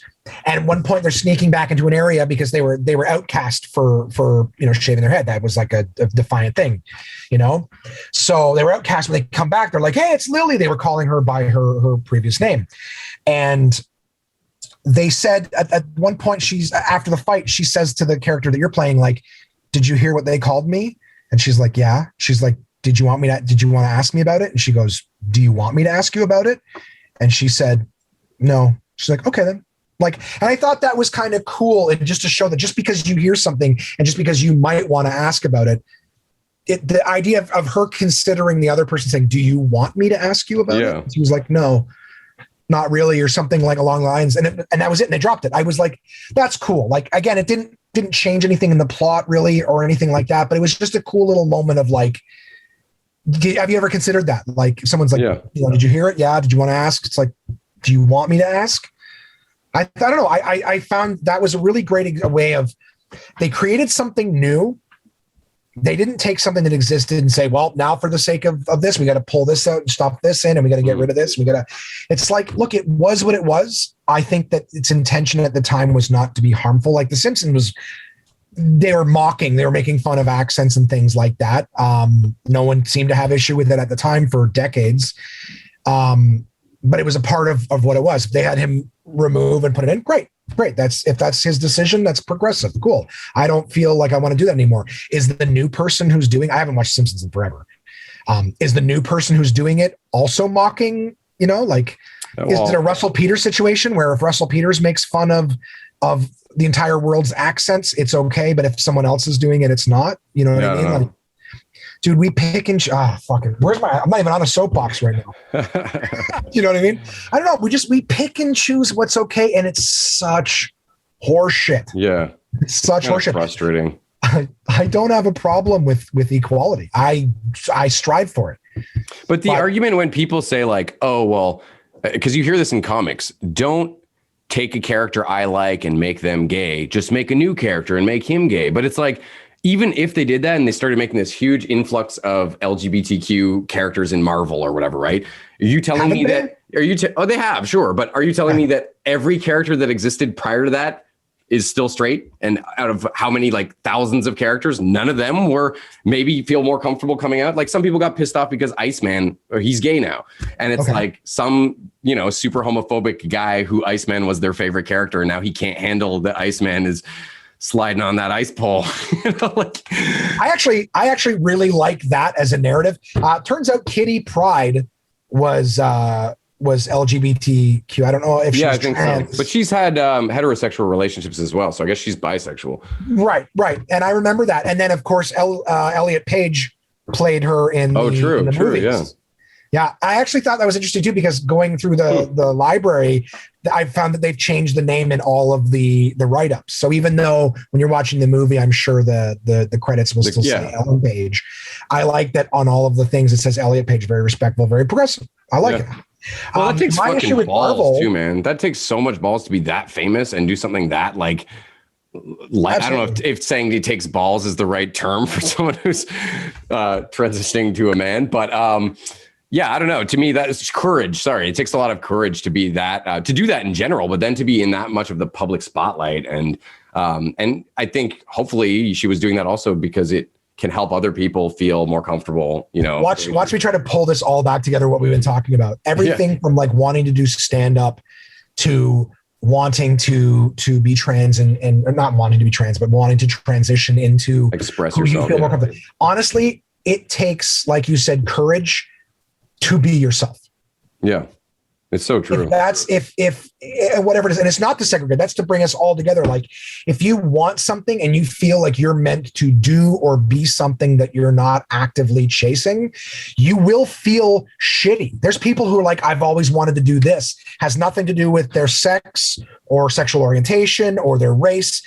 There's so many people I just want to do this, and I feel just off all the time, not chasing that, not doing that, because you're doing a disservice. You're living what Stephen Pressfield refers to as the unlived, or you're avoiding the unlived life, which is the life that you were meant to be, the person that you were meant to be. And I agree with you. It does take courage to chase a dream, to chase who you are, to be who you are. Well, yeah, like what you said about being 100. Yeah, I'm 100% on board with anybody who's like, I want to be me. And if that doesn't make sense to other people, like, dude, like how many parents didn't want their kids to be, an artist? They wanted them to be a doctor. It's like, I had to make the people that loved for me and cared for me and created me. I had to disappoint them to be who I am. And, and hopefully, in some cases their parents end up accepting that of them. And sometimes it ends up being whatever, but what are you going to do? Live your life for somebody else, Well, your parents, it takes a long time, friends. Even if you have the courage to be who you are, sometimes it takes super long just to figure out who that person even is before you're ready to show them to the world or whatever, you're always growing and changing. And I can't imagine what it's like to not know and to not feel comfortable to be able to talk to people and ask questions. So I am all for the world moving forward and creating these warm climates. If you're not hurting anybody, and hopefully you're contributing positively to society or to friendships or to the world, like I could give a fuck. And that's not even like, oh yeah, I don't care if you do it, but keep it out. Like, no, I just let people be people. Who cares? Again, if you're not being violent, if you're not being hurtful, then I don't really see why anyone gets hung up on it. It's important to know what happened before, right? So again, those who don't learn from history or to avoid those pitfalls again. Yeah. Yeah. So to erase it all like it didn't happen, I don't think is wise. Yeah. That's not a white man making an argument for keeping up racist Confederate statues. Those people are still in the history books or whatever. But when you start trying to erase things that happen and pretend like they didn't happen, I don't know. There's a psychological shift there. Well, they're bound to repeat themselves at that point. Well, it's censorship. It's going, I think I know it happened, but I've decided that other people shouldn't know that it happened, right? I can handle it, but you're too stupid to handle it. So I'm going to erase it so that you never encounter it. I watched Pepe Le Pew cartoons. I never chased women and sexually harassed them. Yeah. You know what I mean? Like the idea that people see something and go, oh, everyone else is so stupid that they're going to immediately understand this is the message and whatever it is. Yeah. Show that he was bad. He was the bad guy in that cartoon, right? We all know that Yosemite. Yeah, he always seemed like a loser to me. He was always pining after someone that didn't return his affection. It wasn't something I wanted to emulate, but there's a lot of fucking idiots out there, and that's the other side of the coin that you have to remember. There's a lot of dumb, easily influenceable people who some of them already maybe have that vibe where they're kind of douchey or predatory or whatever, and then. I don't know. I guess Pepe Le Pew is a weird example, but that's just a children's show. There was lots of other movies, and still are, that are big in culture that kind of celebrate that frat boy douchebaggery and just like Animal House, Porky's, and they're still allowed to exist. They're not pulled from platforms. I'm sure the groups that don't like this kind of shit would definitely not be fans of those films, but yeah, they're still out there. there's a lot of people who are looking to make a mark or have an impact. And so people are like looking for, oh, I'm the one who canceled playing cards. I'm the one who canceled Pepe Le Pew. I'm the one who spearheaded the Apu coming down, or I'm the one who got Scarlett Johansson. Like everybody wants to take me. And it's, I was doing another podcast this morning talking about like internet trolls and stuff. I think some of these people don't really realize that they are a new type of troll. They've convinced themselves that they're woke. But what they are is someone going like, I think I'm better than other people. I recognize this and I'm here to save you because you're too stupid. Like, I think there's more people trying to destroy and silence and censor than there are who watched Pepe Le Pew or played with a deck of cards and going, oh, well, this deck of cards. I mean, there's one thing I'm taking away from this game of Crazy Eights. It's that this male card is worth more than this female card. And that's a real life lesson here. You know Patriarchy. what I mean? Like, how many times has that ever happened? But this notion that humanity is so stupid and we need all these woke saviors, that to me is way more dangerous than maybe the one person who all of a sudden after didn't exist before, after playing with a deck of cards, now sees women as lesser than men. I find it funny to think of like the guys back in whenever playing cards were invented, which now that I'm thinking about it, must have been a long fucking time ago because they played that shit in the Old West. Must have been like, I don't even know. I'm going to look that up later. But I don't know. I feel like those people, I feel bad for them because there's no way they were thinking like, yeah, this will help the patriarchy. This will keep the women down. We'll put the king at the top. I'm sure they were just like, oh, king, queen, jack, like, you know, it's innocent about creating meaning out of something that isn't there. You know what I mean? Nobody cares about intent anymore. For the sake of controversy. Yeah. Sure. Yeah. Like the whole chase, the chase. I don't know. I don't know why I'm so hung up on the Pepe Le Pew one. Their intent at the time, I don't think was malicious. Now, yes, I want it, so I'm going to take it? No, I think that, but if you look, it's his failed attempts, right? Meat eating is still okay. Nobody cares that Wile E. Coyote is actively trying to murder, right? Is murder. Or Elmer Fudd. I've heard the Elmer Fudd. Yeah. Right. Why Elmer Fudd's got the gun. He's trying to kill Bugs Bunny. Why is no one taking issue with this clear message that murder is okay? It's because because humans are weird. That guy who's maybe criticizing that then goes and eats his, probably not rabbit, but some sort of animal. And, it doesn't have, people pick and choose, like you said, what they want to have an issue with. And it's usually based on their own, opinions and tastes and shit. Nobody cares what intent is. You don't go, well, it was this, that. It's the reason we're saying this is that I'm like, it's really funny that I guarantee somebody, there's people, I don't even remember what the context was. People went back and they were like trying to go after John Wayne. Like, dude's been dead for over 50 years. You're going to come at an old guy who's dead for doing what old guys back then did. Like, of course he wasn't as progressive as they are now. Yeah. Go after Lincoln. I guarantee you one of like the most humble and well put together psychological people probably did some unprogressive shit. Oh yeah. You know what I mean? Probably. So let's go back and because he was a product of his environment, he was a product of his time. Like, well, and the other very important part to note out is that like everything that's taking place now potentially could be the shit that gets canceled in 5, 10, 20, 30 That's what years. I'm saying. Imagine someone comes after me in 50 years when I'm dead and is like, that motherfucker ate me. Can you believe these barbarians? They ate exactly. Me. These guys over here, they were woke vegans, but he ate me. Yeah. Yeah. And I was aware of the fact that it was wrong. Like it's some people aren't 2020. Hindsight's 2020. Stop looking back at everything. Everybody going, we got to change. It's over. Focus on the future. Yeah. You've got the lens of, okay, going forward. So let's make the world a better place going forward instead of focusing on, okay, well, what are we going to make next? It's let's just sit around and shit on all the old stuff. It's like, okay, congratulations, troll. I mean, woke warrior or whatever the hell. Yeah.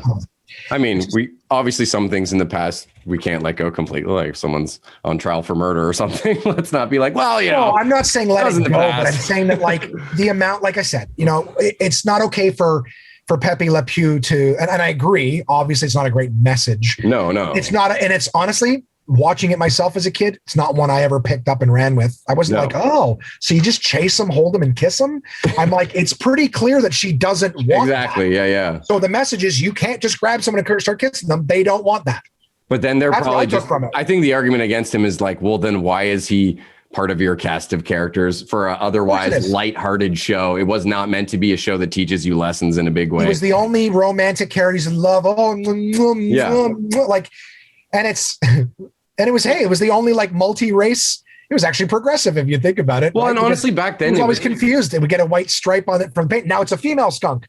Yeah, but it's not. It's a cat. Hey, look. He wasn't a smart guy. He was never portrayed as a smart guy.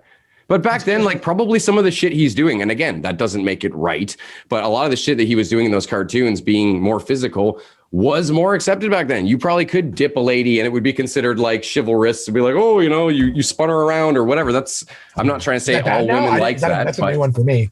What do you mean? Dipping them bad now?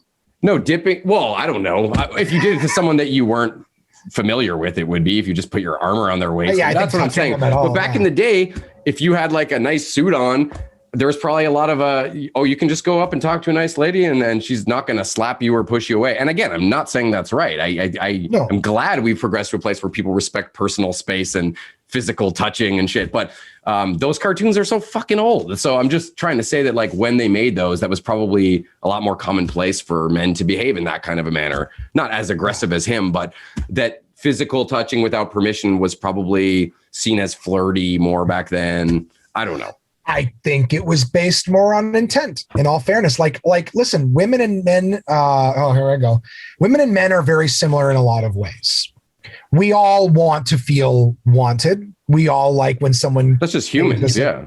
Like, I'm not saying when it pays us compliment, I'm not talking about any of that gross shit. There's a lot of fucking gross, creepy shit that happens.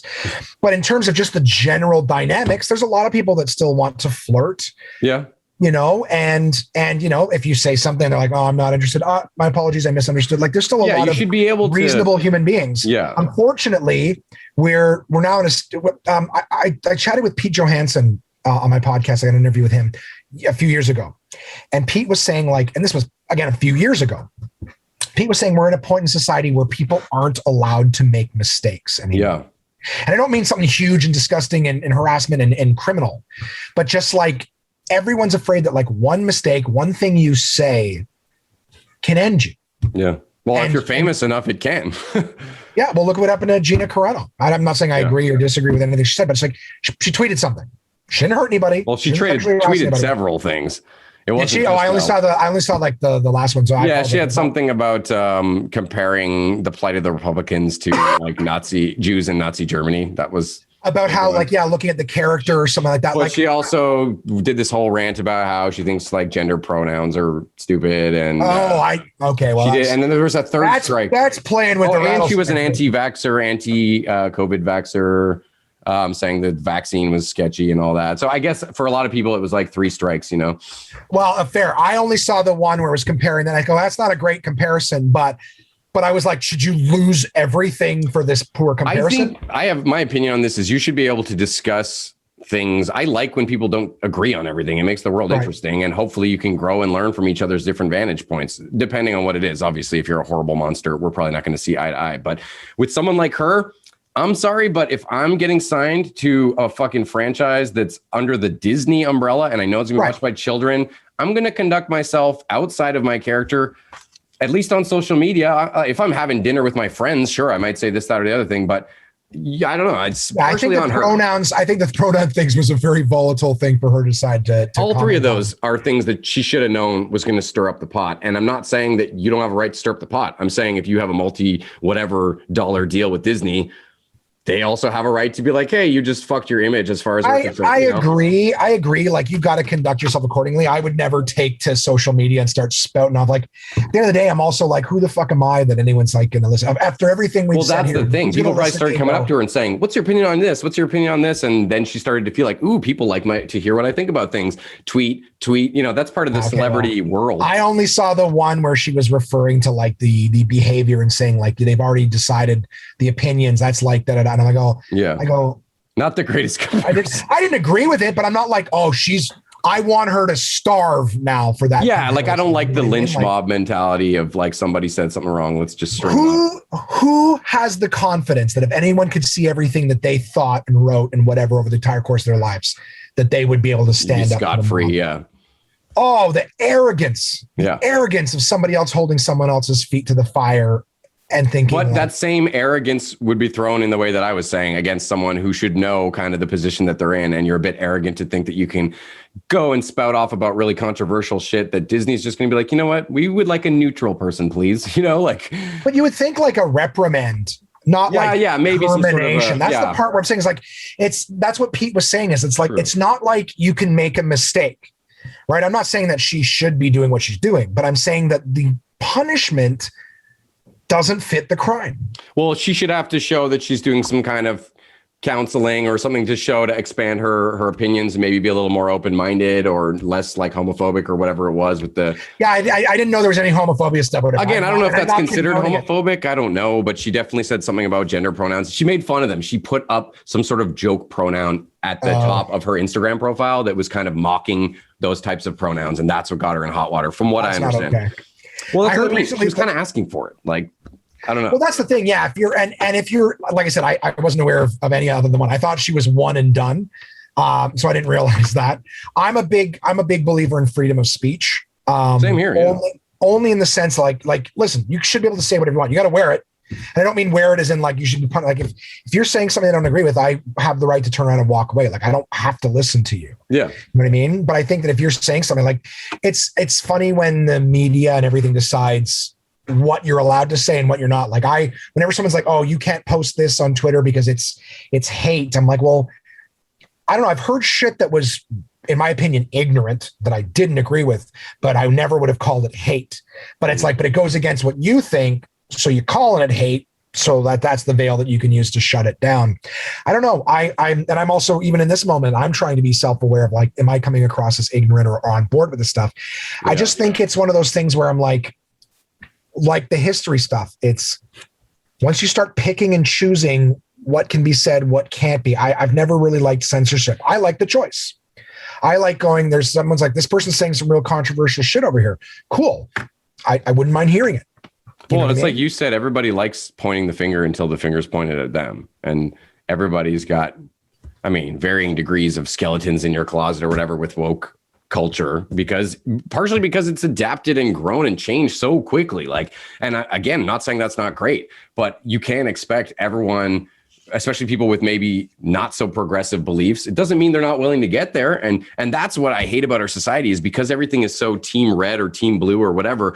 It's like all these people that probably could learn to see eye to eye or find some sort of way to cohabitate instantly become like, just, if everyone's afraid to talk about it, like the discussions are what are necessary. Well, that's I need to know your perspectives. You need to know my perspectives. Like we need to share the information and come to a comment. But we can't talk about it because look what happens when you say something. I don't agree with what she's saying, but I disagree with if you throw a thought out there that it's like, that's the end. Because it's starting to teach people to shut the fuck up. Yeah. Do you know what I mean? And I don't mean like sure, if you're saying dumb shit, obviously I don't want to hear it. And hopefully people who are saying like racist, bigoted, ignorant shit, when people start we're comics, we walk the fucking room. We know that people don't like what we're saying. We'd better say something else if we want them to stick around or change what we're doing. Right. But those people who think that they're smarter than us don't realize like, hey, like look at Ann Coulter. That woman says the dumbest shit. I haven't heard her name brought up in a long time, but she's an example I use in these conversations. She says some really ignorant, outdated stuff. And they're constantly shutting her down, stopping her from saying things, silencing her, whatever. And it's like, well, because she's saying all this hate stuff, whatever. I'm like, well, she's been saying it for a long time. And I've never met one person that said that they agreed with her. Do you know what I mean? So like letting the person say their dumb shit I've never met someone like, wow, she's got some real, my parents raised me right, but I heard this one. No, that's a great point to point out that like you need some people doing the wrong thing to remind people what the wrong thing is. You know what I mean? But if you shut it up and you erase it from the history books and all these things, then where do people get this? It's like anything else, right? How do you measure success if you don't know what failure is? Well, failure is the biggest engine behind growth, personal growth. And if you're willing to learn from it and if you don't get completely canceled in the process, right. Passion, desire, empathy. These are things that'll drive you forward, but we're not moving on those platforms. We're moving on fear. Yeah. Don't say the wrong thing because you'll lose your job. Don't do this or don't do this, you'll get canceled. And when people are operating from a place of fear, you're not operating at the best because you're afraid to make mistakes, like you're walking on eggshells. You're not even paying attention to what you're doing. You're just terrified of saying or doing the wrong thing. Even in this conversation, like I know where my heart is. I know what my intent is. I love everybody. I wish everyone got a fair shake. But in this conversation, there are a lot of people that could jump on a little misword. If somebody tries to comment saying, oh, I didn't agree with Josh on this, that, or the other thing. I don't know. I think the point that you made earlier about like, it's so important to discuss things. So what if we didn't say everything perfect? Maybe there is shit that we got wrong or that makes us not as progressive as the next dude over here or whatever. But at least we're talking about it. And I think that our hearts are in the right place. And I think most people can sift through and see that and not just like jump to conclusions. There is that side of people and that part of society that just wants to, be reactive all the time. But I think most people are not that ridiculous. I like to believe that most people, I would hope, and it's probably the kind of thing that won't shut us down today or this year. It'll be right the weekend that something really big happens for us. Someone will dig out a little soundbite. I'll get a big guest or something, and then I didn't think Gina Carano did anything wrong. Yeah. Bam, done or whatever. Even though I didn't say that, but I just did now. So who knows? Like that could be. Well, it sounds like you didn't even know the whole situation with her. Oh, I didn't. I saw the one thing and I go, I didn't agree with it, but I was like, and then they're like canceled. I was like, for that? I want to know if she got some hefty severance package or if it was already written into the contract that if you say, inflammatory shit that makes Disney look bad, then void contract or some shit, I'm very curious. Oh, it's freaking brutal. Another thing that I find frustrating that we're not allowed to talk about is people saying now that like, oh, you can't talk about this if it's not your experience. Why? I don't mean dude, like there's a whole crowd of people. There's a whole crowd of people that would cut us off just because we're two white guys talking about, sexual gender orientation or race or anything that we are not allowed to have an opinion on. Apparently. I've got again, being an egalitarian, being for freedom of speech.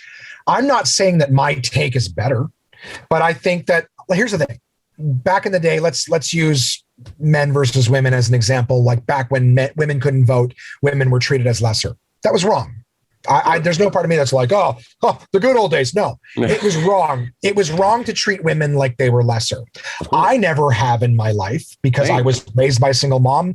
Some of the strongest people I've ever met in my life were women. Yeah. So there's no chauvinism that exists in me.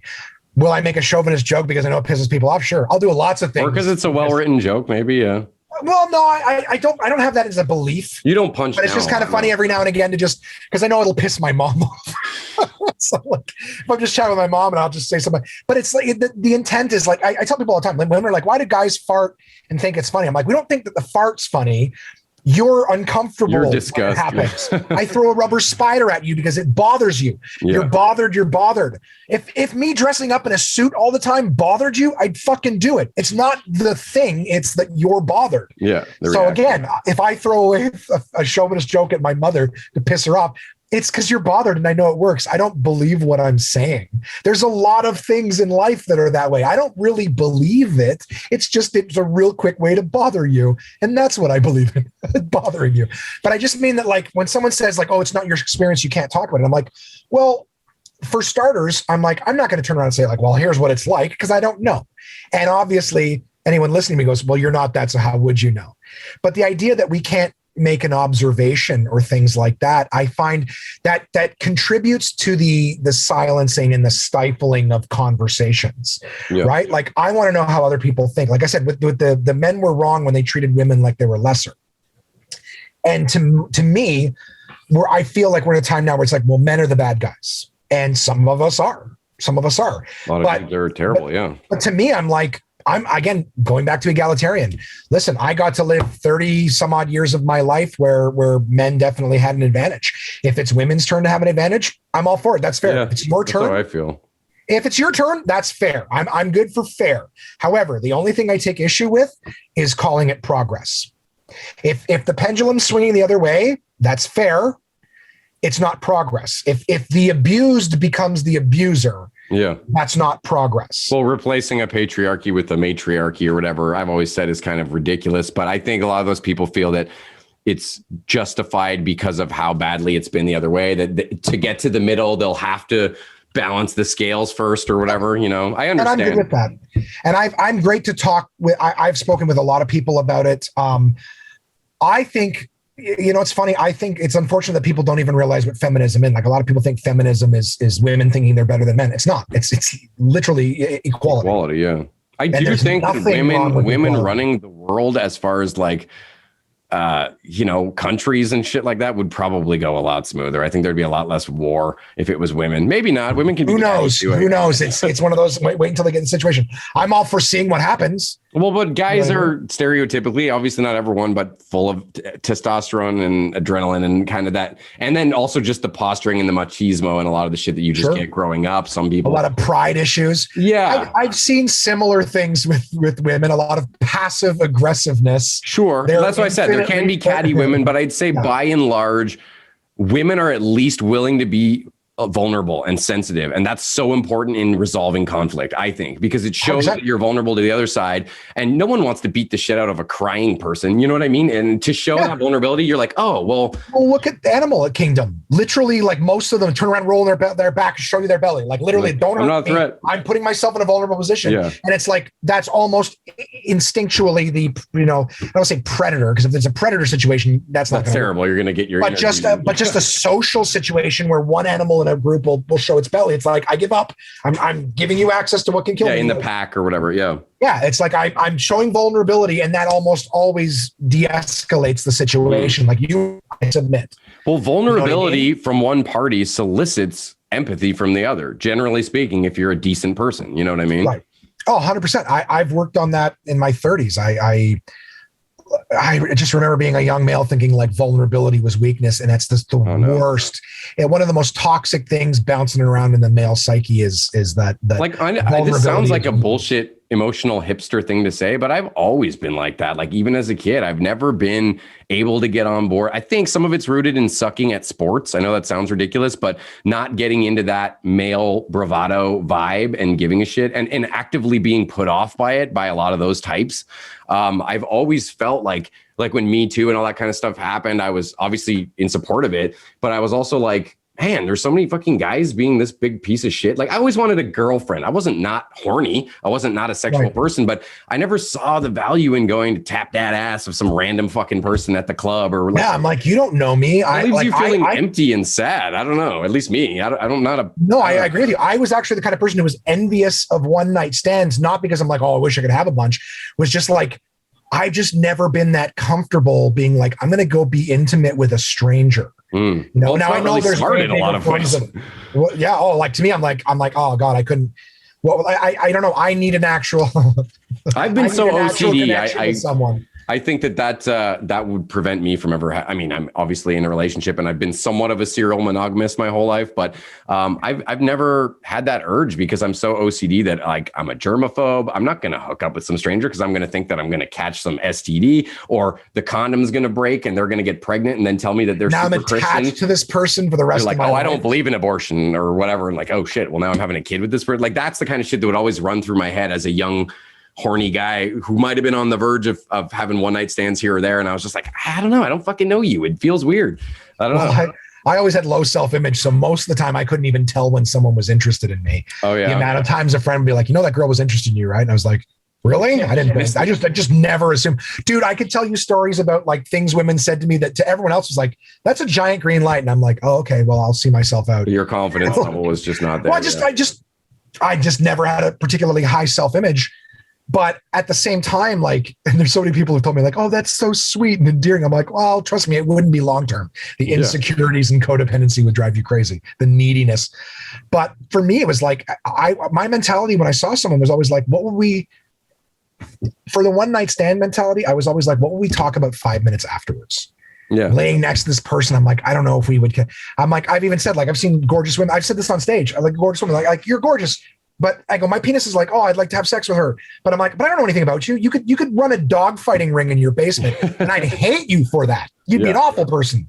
But the idea that I'm just like that's, I would have basically every time I see an attractive woman, I have the immediate hormonal instinctual response, like, oh God, that looks good. The things I would do. And then immediately logic takes over and goes, you don't know her. Yeah. You know what I mean? She doesn't know you. She would You might never not have accept your similar quirks. interests. What would you even talk about? Like I talk myself out of the worst parts of being male sometimes. Well, dude, not only that, but a one night stand on top of that is not only like, oh, I don't know this person, but then you're throwing sex on top of that, which is like, even if you've gone on a few dates with someone, that's still, I would hope for most people, generally kind of a big step. And it's great. That's one of the greatest things about being in a relationship is when you get past that and you're super comfortable with each other and you don't have to feel awkward about getting naked together or any of that kind of shit. And, you know, a lot of that self-confidence comes up a bit because you generally know from past experiences, like this person digs my body and we've had some good, you know, great experiences, you know, anyway.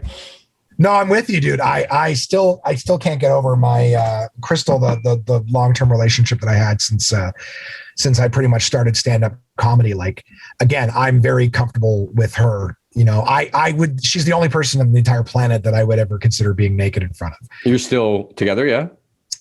We've been chatting as of late. We were not together throughout the course of the pandemic. We've just recently started talking again. Okay, cool. But it's nice because like we were talking, it's not really my place to tell her stories, but she was just saying how one of the things that she really appreciated about our relationship was, you know, how comfortable we are together. Yeah. You know what I mean? Like the idea that she's like, that I can as long as you keep things exciting too, because that can be a slippery slope the other way. If you get too comfortable, that's where a lot of divorce stems from, you know? Yeah, just laying naked in a kiddie pool in the backyard, like, you love my bed. Or you just see them take off your clothes and you're like, eh. Then they're feeling the same for you, then that could be a problem. Yeah. Yeah. Well, when she would get dressed and stuff like that, I would just lay in the bed and kind of like, you know, googly eyes looking at her or whatever. And she's always like, I was watching me getting dressed. I'm like, you just look so good. Like I can't help myself. Yeah. As long as you're still infatuated with the person, it's great. Oh, dude. And yeah, I mean, I met her when I was 12 and we were each other's first boyfriend, girlfriend or whatever. So we've had kind of a connection for a lot of our life. It's hard to pull away from each other, but yeah, that's a huge point. Yeah, God, this is so sappy. I still think she's the most gorgeous woman in the entire world. That's all you need then, man. Oh, I mean, as long as you don't hate her personality, but no, I'm assuming not. She's a good person. We like, it's, you know, we've always talked about just how like our own shit from when we were young or whatever, and the relationships and the upbringing and stuff like that. We brought a lot of stuff into our relationship that we never dealt with, that we didn't even really understand was there or understand what it was doing to us. That's most relationships. That's why psychology is so important. Well, there's a teacher, poet named Leo Buscaglia, and I read this years ago, but he was saying that like, it's funny that like the one thing that everybody wants in life, you know, condom percentage, 99.9% of people want is love, a partnership, love. And it's the one thing that they don't teach us how to do. Nobody teaches you how to do that. No one says, hey, I got, you know, after lunch, I got love relationships 101 or whatever. Yeah. Your parents don't sit you down and go, hey, like it's time to learn about love. But it's the thing that we all assume we're just going to excel at. We're going to get into a relationship and we're just going to excel. And it's going to be like in the movies. Yeah. If you meet your soulmate. Even then it takes work to compromise and to understand, to learn how your own shit manifests in your relationship. And you know what, man? That's why they don't teach it to us, because so many people think they have it figured out and then they get fucking divorced when they're like 50 and they're like, oh, back to square one. I guess I don't know everything, you know? So I think it'd be hard to teach a class unless it was all taught by people who had like ironclad relationships that were just like best friends. Men are from Mars, women are from Venus. While the title is not exactly as progressive as it once was. Yeah. Men are from Mars, women are from Venus is still one of the best books on relationships. I listened to the author, Dr. John Gray, talk one time extensively in an interview. And I was like, this guy's really like his levels of empathy, his levels of care for relationship, all of the counseling and work that he had done, you know, leading up to the book. The book came out in the 90s, if I'm not mistaken, but still one of the top books on the list. But it deals more with the personality type and not exactly the gender/sex. Is that in every relationship, I'm paraphrasing.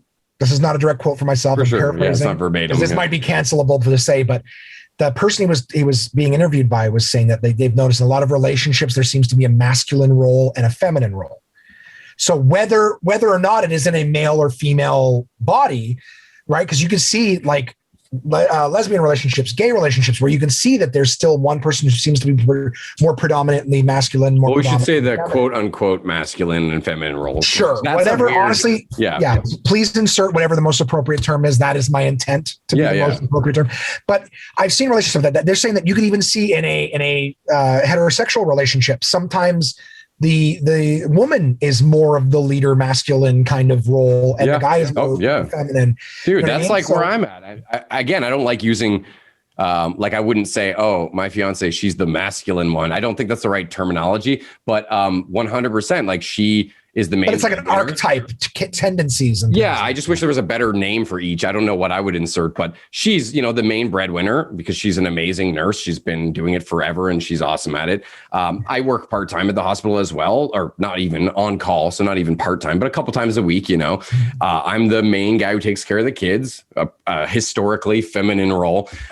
Even when there's shit to fix around the house, most of the time it's her. I hate like tools and that kind of shit. I mean, I usually get into it once I get into it. And if it's IKEA furniture or something, I'm on board, but she'll like change the light fixture and like learn how to do the electrician shit on YouTube. Like she's just that kind of go-getter when it comes to that hands-on shit. And I can be that way with podcasting with certain things, but predominantly things that you're interested in. Yeah, well, exactly. Yeah. But predominantly I'm the artistic one, which is often associated with the feminine side. Although I think that's extra ridiculous because there's been so many amazing male artists of all types, but still it always gets thrown in that if you're at least 20 years ago, maybe not now, thank God, but 20 years ago, if you were in drama class, it was like, oh, I see. That kind like of performing arts kind of performing, being vulnerable again is seen as a weak trait, something that alpha males don't seem to really align themselves with. It's like, if I do this, then I'm showing weakness and therefore makes me weak and I can't handle that or whatever. Have you heard Patrice O'Neill's bit about typing? I don't know. You'd have to refresh my memory. It's just a short thing. He goes, I can't type. I wish I'd learned how to do that. Cause like back when I was in high school, we didn't take typing class. We see the guy going to typing class. Dude, we made fun of the guy going to typing class. What are you going to typing class for? You want to be a secretary someday? Yeah. You're going to be fucking did it. And he's just mocking the guy. He's like, and now I can't you type. Need it for, He goes, and now I can't type. Like I spent all my time mocking the people that were. I use these four. That's my typing. These 4 fingers. I'm still pretty. I have to look, and I still fuck up. So I wasn't paying attention in typing class. I hated typing class, so I don't even regret not following through because I always thought it was like trying to type the right way or whatever. I never saw the. But just circling back to the Men Are From Mars, Women Are From Venus. What's nice about that book is that taking the two archetypes, reading about it and how they operate. What's nice is that you can almost, depending on which way you lean in your mannerisms, behavior, tendencies, you can sort of see, okay, I'm more in line with this.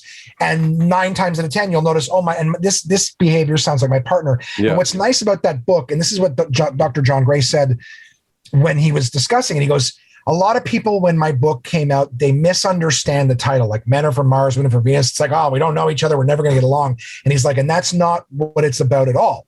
Is that when you understand that your partner thinks and operates differently, and when you understand how they operate, then you can communicate with each other. And how you operate. One side's trying to say, you be more like me. No, you be more like me. It's like, no, once we understand how we operate, we can be respectful. We can understand where the other one's coming from, what they're feeling in those moments. Yeah.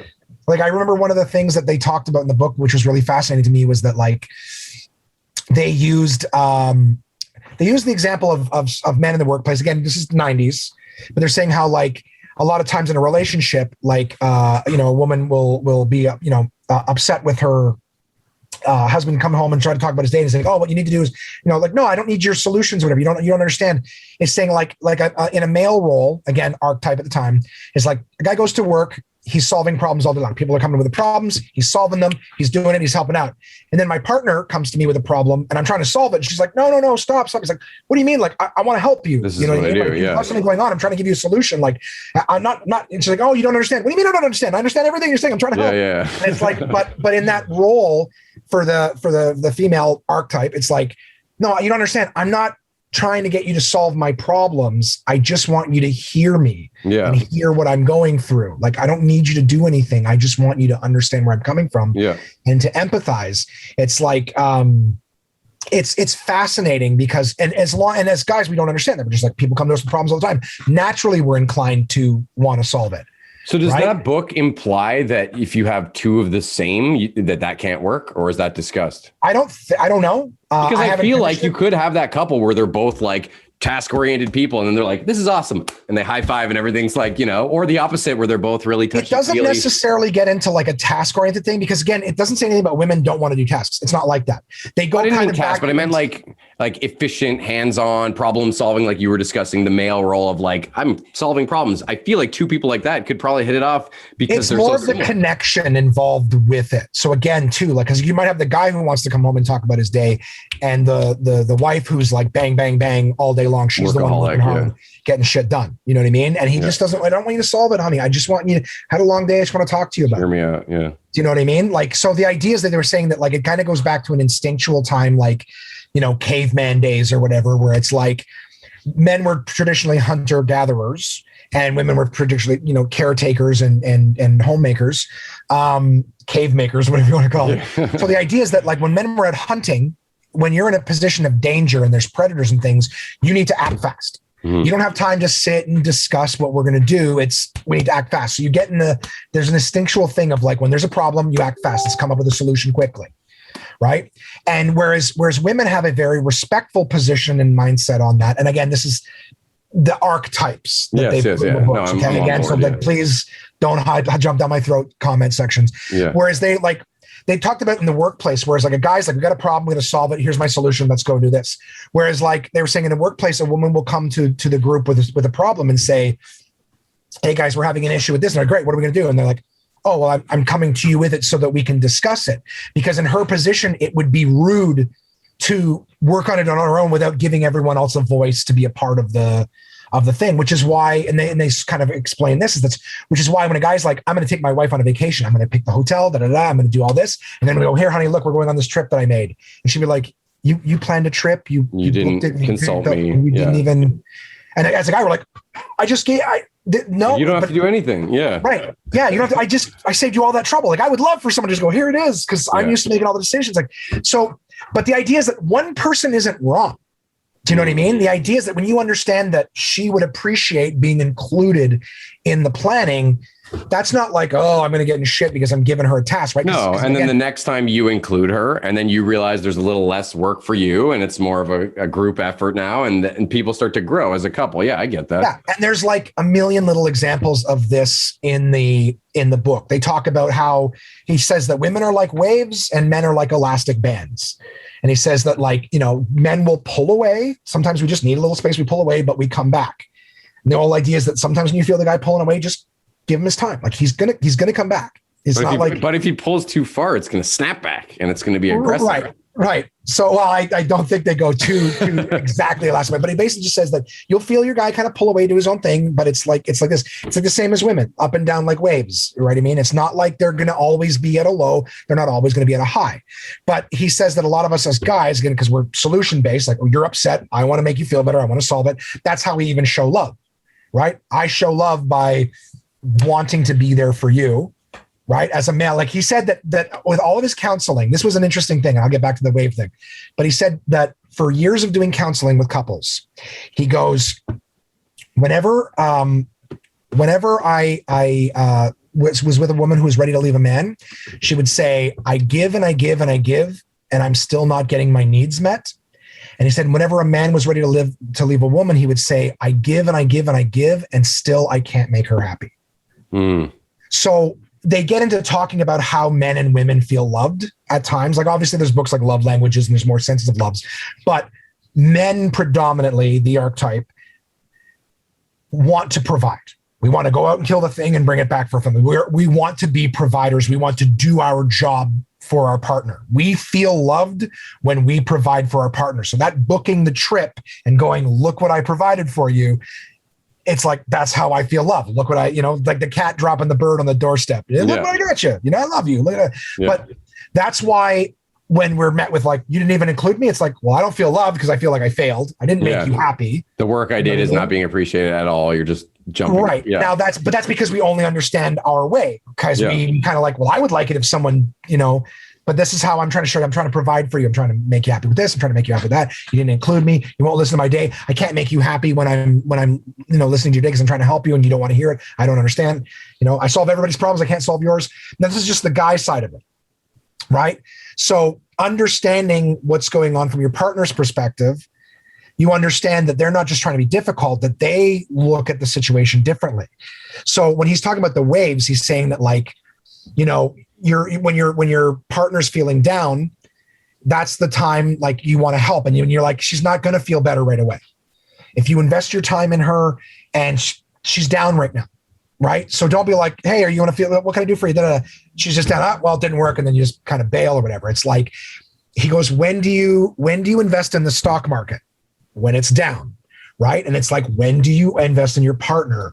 When they're down. So just know that you can do things, you can provide things, and you're not going to get your payoff when it's down. So wait, but she's going to come back up. You know what I mean? Invest in her, show her respect, give her whatever she needs in that moment, and don't look for your reward at that time. But when it goes back up, guess who's the first person she's thinking of that was there for her when she was down or whatever. And that's what he's referring to as the waves, right? But as us as guys, you're down, trying to help, didn't work, and we kind of get a little discouraged, and it's like, just give up. And it's like, no, don't give up. You're doing what you're supposed to be doing. It's just not going to pay off right now. I'm curious to read this because... Dude, it's one of the best fucking books on relationship ever. The interesting part to me, though, is that obviously we've already said a million times, we're talking about the male and female archetypes, not whatever you want to call them, but it still does seem very binary in that there's this one archetype and there's this one archetype. Whereas from what you've been discussing, I feel like I'm somewhere in the middle because predominantly a lot of it, I fall into the female archetype. But when you were talking about how guys just need to stretch out sometimes and they'll come back, I was on the opposite of that. Especially in my marriage, I feel like whenever we would have a fight, I was the one who I needed to fix things. I'm like, no, we need to talk about this. We need to sort it out. And she always just needed time to cool down. And I drove me insane, which is being described as sort of the opposite. It works well. What he's referring to as the pulling away thing is it's not so much in an instant. It's just the general way of being. He talks about how the reason guys watch sports and read the newspapers is sometimes the amount of stuff in the world is just so much. We need a break from our shit. So go watch sports, right? And solve someone else's problems. Oh, the coach should have ran this play. They should have done, can you believe what's going on over here? They should have done this. So it's an escape from yourself, and you're pulling away. You're not just pulling away from your partner. You're kind of just taking a little vacation from your own shit. Now, again, this is the archetype, not so much that. So when they refer to the pulling away, it's like, if you feel not connected to your partner, it's not that he's disconnecting from you. He's just kind of pulling away from himself as well. And it will come back. He refers to it as a guy going into his cave. He just needs him time for bullshit. It's not like he's going there to have a relationship with himself. Well, I'm rethinking what I said now, and that technically still puts me in the female archetype because I was the one who didn't want to give the space. So yeah, I guess it still does. Well, that's what he says. He goes, if you chase, he goes, a guy's going to go into his cave and you leave him alone. He'll come out. If he goes into his cave, don't stand at the mouth of that cave going, I'm right here. When you come out, I'm right here. Just so you know, I'm right here. Because he's just going to stay in there. He knows you're waiting on the outside. He's going to stay in. So it's when you feel that pull away, it's great. Same as guys. When you feel that kind of dip, it's it's going to come back up. If you fucking, it's going to, and you're waiting for your payoff, you're like, great, can't do anything to help. You know what I mean? What am I doing? What am I useless? She doesn't love me, whatever it is. There's a ton of different examples in the book of just different, it's like I said, it's not so much exact situational as it is just the archetype.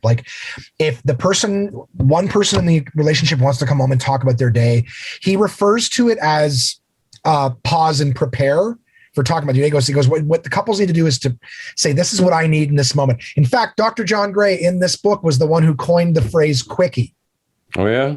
For sex. Hey, actually, let's have a quickie. That's his term. They came up with him and his wife, Bonnie. Hilarious.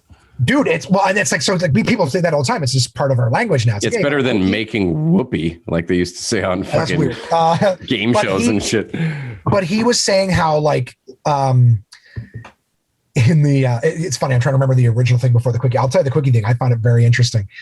But it was just kind of the pause and prepare is what he says for women. You need to pause and prepare your guy because he is going to instinctually want to solve your problem, whatever. College Humor did a video basically about it where this girl's got a nail in her head And she's like, it just hurts all the time and this and that. And the guy's like, if you want, I can just pull. No, stop it. You're not listening to me. She's like, it's just all my sweaters get hooked. And and she's just complaining about me. He's like he just wants to solve the problem. She just wants to vent. Yeah. She just wants to talk about it. But basically what he says is that in those situations, a guy wants to help. So if you prepare him, that's like, listen, honey, I just want to talk about my day. I don't need you to solve anything. I don't need you to give me any advice. I just need you to hear it, and then I'll feel better. So it's like, as men, again, archetype, internet fuckers, that archetype is like, we need to know how us just sitting here and doing nothing is going to help. We want to help. So by saying, listen, if you let me get this off my chest, then I'll feel better. Okay, we understand how we're helping. Listening helps. I can get on board with that. But he's saying, but you also have to he goes, you kind of have to keep it to a limit, you know what I mean? X amount of minutes or whatever, because if you just keep going and going and going, and I'm just sitting there not doing anything, it's like, I'm listening, but it doesn't seem to be making it any better. You're still upset. Like, we want to go back. Okay, let's fucking solve it because you're clearly upset. So he's got all these little tools for both sides to sort of, here's what you do in a situation where you're naturally going to want to do this. But if you understand that for this person, that's not what they're after, this is what's going to help. It's just really good because, like I said, his book isn't about like, hey, you need to be, what couple hasn't been like, you need to be more like me? No, you need to be more like me. It's like, no, you're different. You're fundamentally different at your core. And by understanding that, you can respect. Well, and if you learn to appreciate and love those differences, that can help even more. Yeah. It's like anything else. If you learn about it and you know what's going on, then you're like, oh, well, this is infinitely easier than fucking fighting with each other. Yeah, dude. You know what I mean? Man, everyone's been in a bad relationship, and I like, we've been together almost 8 years, and I mean, we had fights back in the day here and there, but we've never been huge fighters. And I do think some fighting is healthy, but at this point, it really doesn't happen too often. If it is, it's some like little, disagreement. And then we're both always really quick to like course correct pretty quick later. Like, hey, what were we doing? That was stupid. Like, I think that's the strongest part of my current relationship, and hopefully forever relationship, I believe, is that, we're really great at communicating and really great at like sensing when the other person, oh, maybe I said something that offended them. And we give a shit, that's the other part. Give a shit about, oh crap, I said something wrong. I want to fix that. And sometimes in relationships you don't, especially if it's like a relationship that's been festering that really should have had its fucking head cut off like a year ago. Then people just start like becoming venomous and everything becomes this mini war stacked on another war. And then you're just fighting a war all the time and it's fucking draining.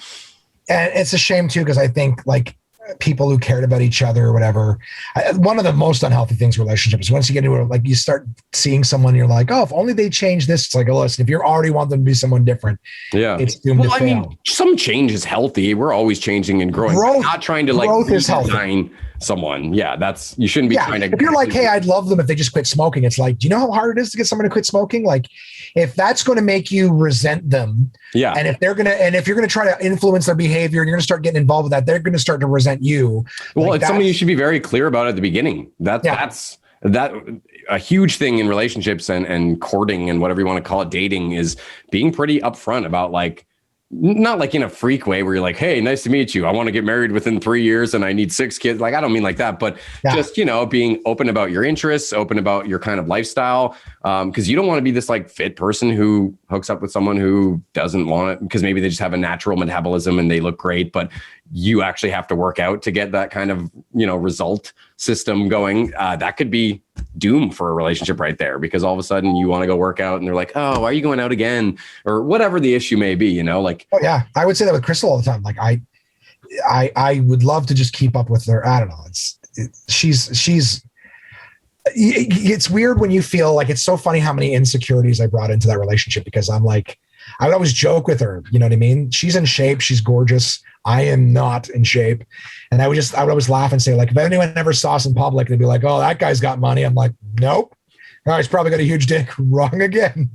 You know what I mean? You're funny. I don't know. Like, it's just, but it's funny because like you're in, like, I don't know, with me, my insecurities could get the best of me. I wasn't super jealous, but just always this sense of like not being enough. Again, Yeah. her being a better breadwinner than me. I'm in an artistic field that has zero guarantees. Fair, yeah. I don't know where I'm going to be in 5 years, 10 years. What does retirement look like? Is there going to be money to retire? And just this person is so well put together, and you're just like, I'm so not good enough, having this horrible dread in your system that's just like, it's only a matter of time before that person figures that out or whatever. It's funny, with our setup here. I mean, we've been together, like I said, almost 8 years, and ever since we got this house, like I want to say 7 years ago or something, I've been contributing to the mortgage. Like we're definitely a team in every way. Raising kids is a whole thing, and she's an amazing stepmom/mom. But oh my God, yeah, it's I don't know. I just lost my goddamn train of thought again, man. I don't know what's going on with me today. It's okay. It happens to me all the time too. It's weird. It normally doesn't happen to me, but today it's a second. Well, but just in terms of like being a contributor and. Yes. Sorry. It was a bit of a joke, an inside joke with us that I kind of tease her because I always say like, oh yeah, I just sent you the rent money. And she was always like, oh, don't call it that. It's not rent. Like you're contributing to the mortgage. And so that's just kind of like a fun little playful thing. But yeah, it's definitely, I get that when you're not in that position, it's easy to feel insecure and feel like you're not. And that's actually one of the more masculine archetype things, is that as much as we're all trying to be progressive, some of us are trying to be progressive. As much as that's a thing, we still can't, again, this goes back to like history and trying to pretend like it didn't happen, is as much as guys have advantages, we also do have disadvantages. Everybody has advantages and disadvantages. And one of the disadvantages of guys is that there are certain societal expectations or pressures. Maybe they're not expectations or they're lessening, but the idea that as guys, we like there's a book called The End of Man, and I don't know if this is that's the book that this particular point is discussed in. They talk about how like, why are guys such sucks when we're sick? Why do we become such sucks? And it's because that's one of the very few times that society will allow us to unmockingly be weak. Well, it's also, depending on how sick you are, it's also very hard to fake being tough through like the flu or whatever. Sure. But if you're like, honey, I don't feel good, like that kind of. I get some chicken soup. Yeah. Like you can't do that. We get hurt and the expectation is walk it off. Yeah. You know what I mean? Like, I think women are a little bit better put together. Or again, I'm talking some, not all, because women cry.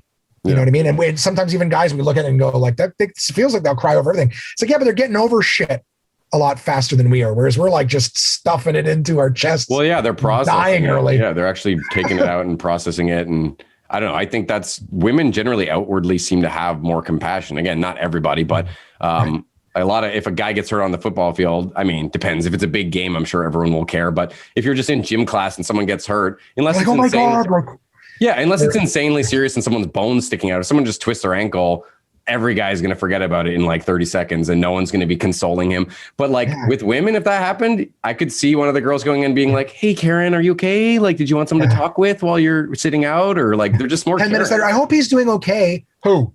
Yeah. Like, exactly. Who you talking about? That guy hurt his ankle. What?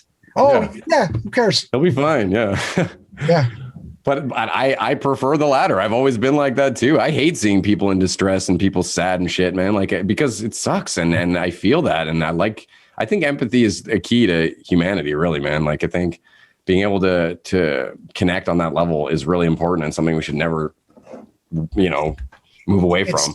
Well, yeah. And like you said, the thing about like the rent and the provider, I've actually had, funny enough, podcast listeners reach out to me during tough times. And they were like, you get pretty vulnerable on your podcast. So I kind of felt comfortable talking to you. I'm like, yeah, thank you. Like, what an honor for you. Yeah. What a compliment. Be vulnerable with me. But I've had people, myself included, at times where you're just like, I feel like I should be like, sometimes myself, I'm speaking for myself and some of the people I'm talking to, sometimes you just don't feel like a man if you feel like you're not contributing or you're not contributing equally.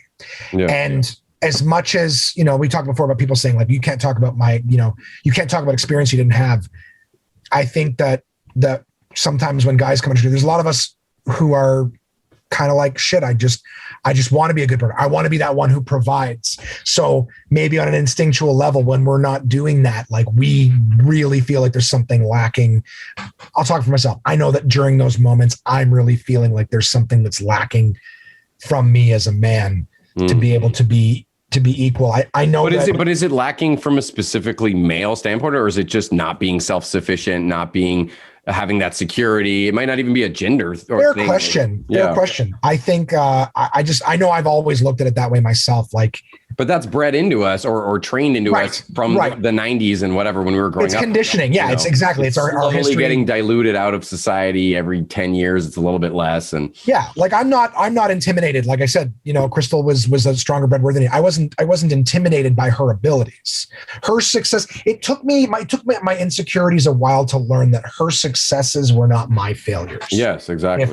If that makes sense. And I know that like in the relationship, it was tough for me to make that distinction. It's tough when you already have a low self-image to be like, yeah, but your partner doesn't look at you that way. But it's also funny because you can be insecure and then go on stage and do stuff that would make so many other people madly insecure. And they look at you like, oh, this guy's got to have lots of confidence. He's controlling this room and he's acting like everybody's friend as a host or whatever you're doing, like and I love doing stand-up. I love making people laugh. There's so much, again, we've discussed a lot of it in this world that will make you upset on a regular basis. Yes. I love that we can provide them when we're doing stand-up comedy or making them up. I love that we can provide them with an escape, some levity, so that they're just not feeling this horrible, these reflections on stuff that sometimes we feel like we can't change. I love that. I was standing in line at Harvey's the other day and a guy kept looking over at me and was like, it looked like he kept wanting to say something. And I just was like, okay, got a mask on, my face is covered. And I'm just, pickles, lettuce. And at one point he just reached out. He's like, I took me a minute to recognize, he goes, I knew you from somewhere, Absolute Comedy. My girlfriend and I saw you a while back. And of course this would have been a while back with the pandemic, right? Yeah. Yeah. You were so funny, dude. You killed it. You had my girlfriend in stitches. We were chatting about how funny you were. It was a shame you were just the host. We would love to have seen more. And I was like, wow, thank you so much for taking the time to say that. That made my day. Like, you guys are so kind. It was nice to be I was going to say, actually, recognized. my brother came down because my brother lives in Thailand. He's married with a kid out there. And he came to visit, I want to say like 2-3 years ago now.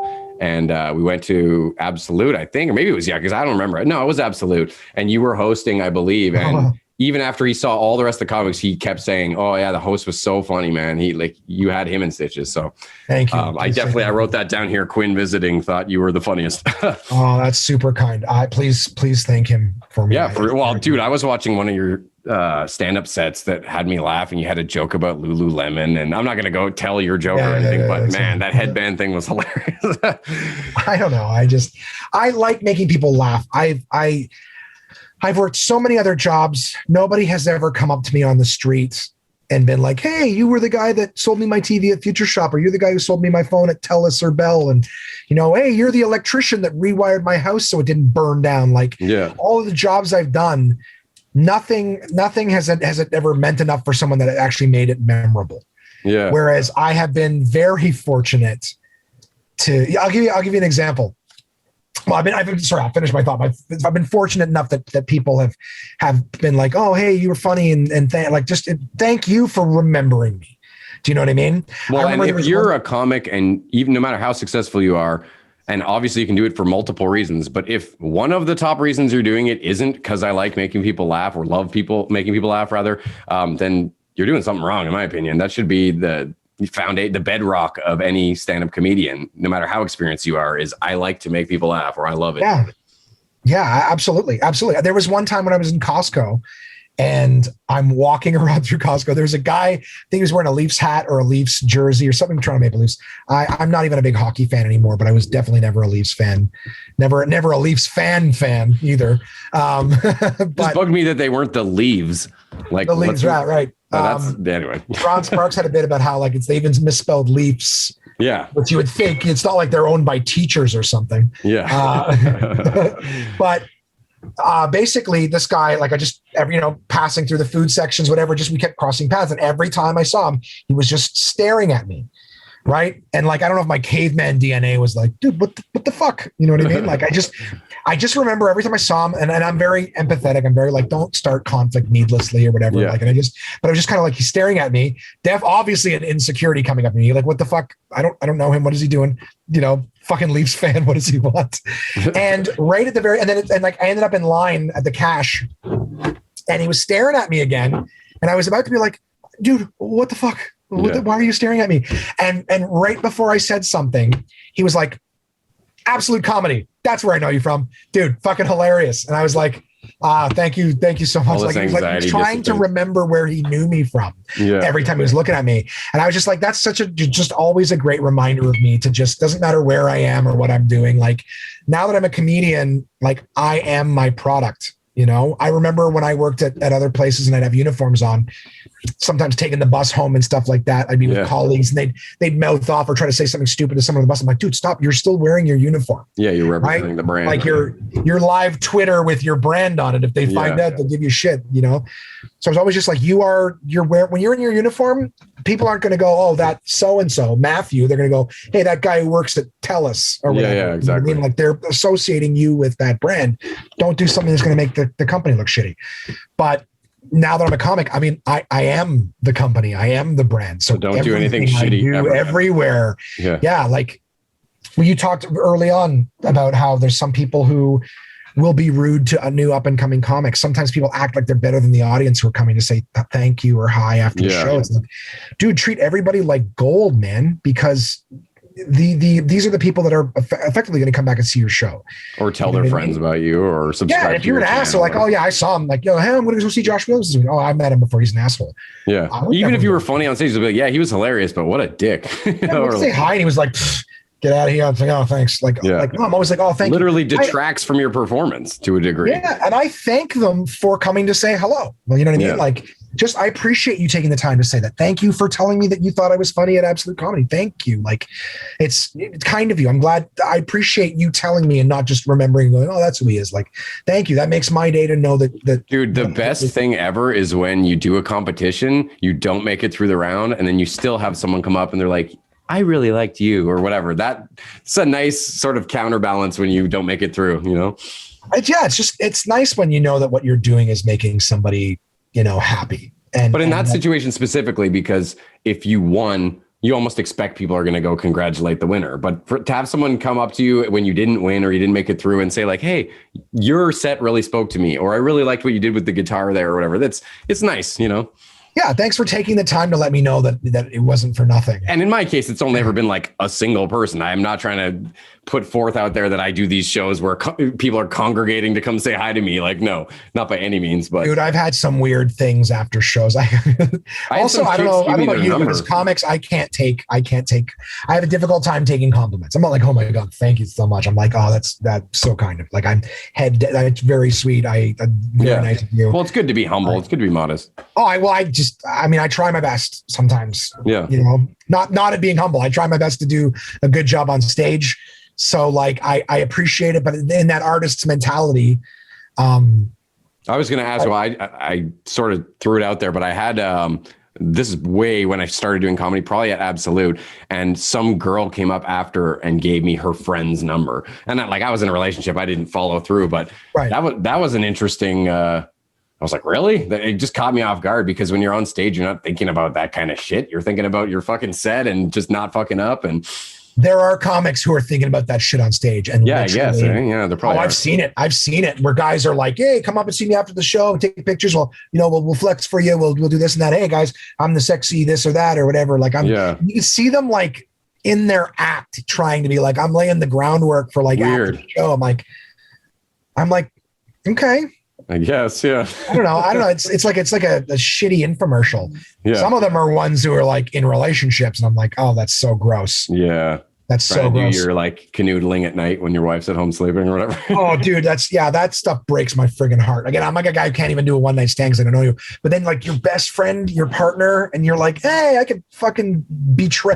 I won't even get started on that. But I could do a whole betrayal thing too. Yeah. I've had I was doing a podcast earlier today with a publisher, and she was talking about how she's publisher, editor, president of a publishing company. And she was just saying how there's some people that like, it's their first book. And then the editor's like, hey, we found these loopholes. If you could tighten them, or maybe, are you sure you want to go this direction with this? And they're like, nope, everything's perfect. It's great.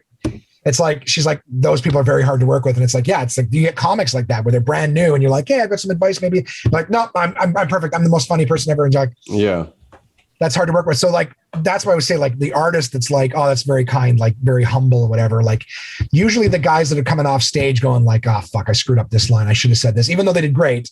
It's like, to me, I'm like, that's the one I know is going to last, because that's the one who's always trying to improve and get better. They're more invested. Yeah. Right. Rather than the one that goes, I'm perfect, or the one that goes, I'm just having fun. Yeah. It's like the person who's going like, I want to do better, regardless of the outcome, the end game. I want to do better. And I just want to get it on. That's the one I'm like, yeah, you can work with that too, because somebody who's like, nah, you got nothing you can teach me, versus someone who's like, oh, well, that's not a great attitude to have in life in general with anything. Yeah. You should always be open to new experiences. And right. Well, someone who's perfect, there's no room to grow. Yeah. And it's probably living a pretty boring life, I would think. Yeah. Well, you just mentioned your podcast only because we've been going on for like this one here. Yeah, you're wearing the hat. I want to make sure we get in some stuff about your podcast before we run out of time. So let's just start by you like give a pitch about your show to my audience and for people who haven't heard it, like what in a nutshell kind of thing, Well, my podcast is called The One Man Podcast. It's me talking to that wall right there for minimum an hour every week. And basically, it's just, here's what's going on with me. So every week I say, this is what I did this week, personally, professionally. Here's some thoughts that I'm having. The podcast is just mid-May celebrated its 4-year anniversary. Congrats. So there's over 200 episodes. Yeah, you've had great guests too. Yeah. Yeah, I've got still the mic is set up because when we're done this, I'm recording episode 211. Okay, wait. So if I can cut you off, I did notice that you have a lot of solo episodes, but then you inject guests here and there. So how did you come to that decision for the format? Well, so I was very fortunate that a good friend of mine, Paul Virzi, is another comic. Yeah, he has a show with Bill Burr, a podcast, right? Yeah. Damn. Yeah. And Virzi has invited me and let me be a part of some really cool things. Cool. He was ultimately the person who inspired me to start this podcast. And if you don't mind me telling the story, of course, yeah.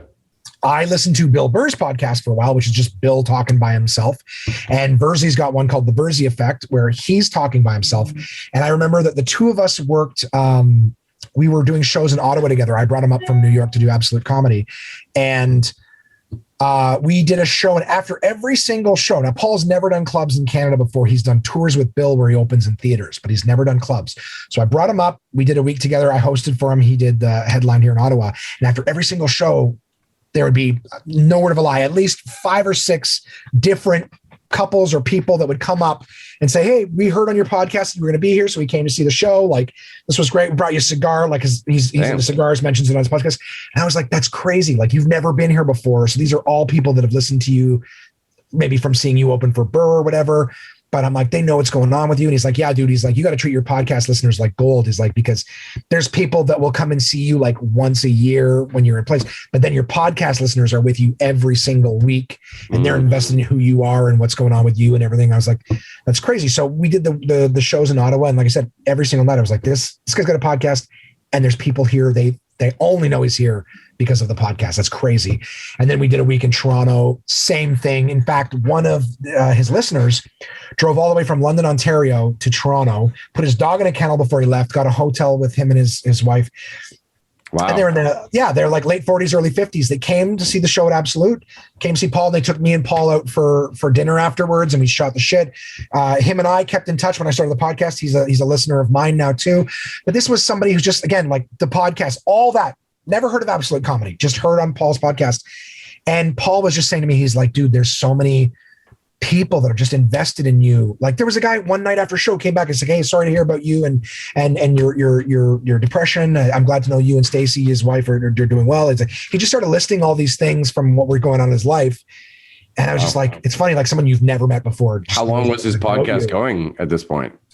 I think at this point he was maybe 5 or 6 years or something like that. Okay, that's a healthy amount of time to build a big audience. This is a guy who's in the States, who's never done clubs in Canada. And this is how many Canadian podcast listeners he's got who are not just hearing them, but like actually actioning, going out to the shows and doing all this. It was crazy. Yeah. And I just remember him saying to me, he's like, yeah, dude, any comedian that's not doing a podcast right now is wasting a golden opportunity, because there's people who want to know what's going on with you, want to connect. And just a picture on Instagram or whatever isn't the same as like feeling like they're invested. Well, I think there's a fear from a lot of comics, especially now, that they're just jumping on the bandwagon and there's some kind of sellout, or they're just not being original by doing it, you know? Yeah, I felt that way for sure. And I remember one night after, when Virzi taped his special for Comedy Central, there was an after party afterwards where Sal Vulcano and Bill Burr and Paul and a bunch of other guys, Joe Bartnick, were all at this party. And we were sitting around talking. I remember at one point they said, when I was saying like, I've just started doing this. Actually, no, I was doing my podcast at the time. That must not have been the time. I apologize. I saw Bill Burr here at TD Place, and Bartnick, Virzi, and Burr, myself were sitting at the Highlander. And I was saying I was thinking about starting a podcast. And that's when they said to me, do a podcast by yourself. Because they said, for starters, it's going to make you a way better comedian. And I didn't understand what they meant by that at the time, because I was like, oh, it's going to make me a better comedian. Like, what? I'm going to come up with ideas and jokes while I do it, which is not the case. It made me a better comic, because now I'm used to talking with no response, no feedback. Interesting. Every single week. So if I'm on stage and I'm just talking at an idea, I'm not like, they're not laughing, I'm not getting any response. I'm like, fuck, I talked to the wall for an hour with no response. That's true. That's smart. It doesn't unnerve you. I go a fucking minute with no reaction. So I don't care. I'm used to just talking for an hour and off the top of my head, no stuff. Anyways, but they also said that the big thing with doing it by yourself is that you're not reliant on guests. So they said the amount of times that, like, you got an episode that's due tomorrow, someone's coming over, but then they call and say, oh, something came up, I can't make it today, let's reschedule, or I can't find parking and now it's too late, I gotta go.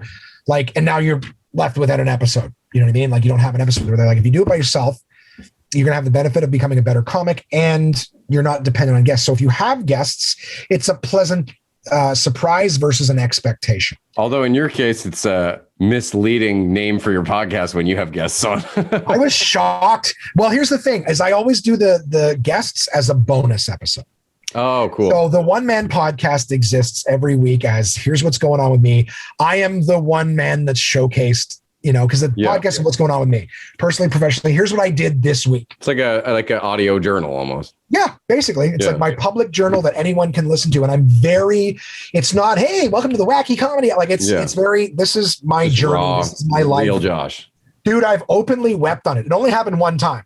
Shit. Only one time, but I've gotten pretty emotional, pretty transparent about some shit. I think like 2 or 3 episodes ago, I was like, do I have a micro penis? And I had to like Google what it is. Okay. Turns out I don't. And it's odd that I was disappointed that I didn't, because I'm like, there's gotta be some sort of grant or something like that. Some sort of sympathy I can get. Turns out it's not micro. It's just extra small. Turns out I'm a grower. I don't have a micro penis. So that's the thing. But man, but it's funny. Like, I don't know, the goofy thoughts that come in my head, and it's me trying to grow and me new perspectives.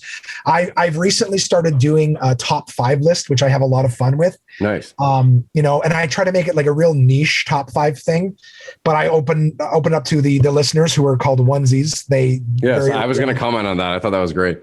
Yeah. Well, it got me thinking about what I should call my fans. My children. No, that's a little creepy. Well, here's what I did. I asked. It makes me daddy. That's a little.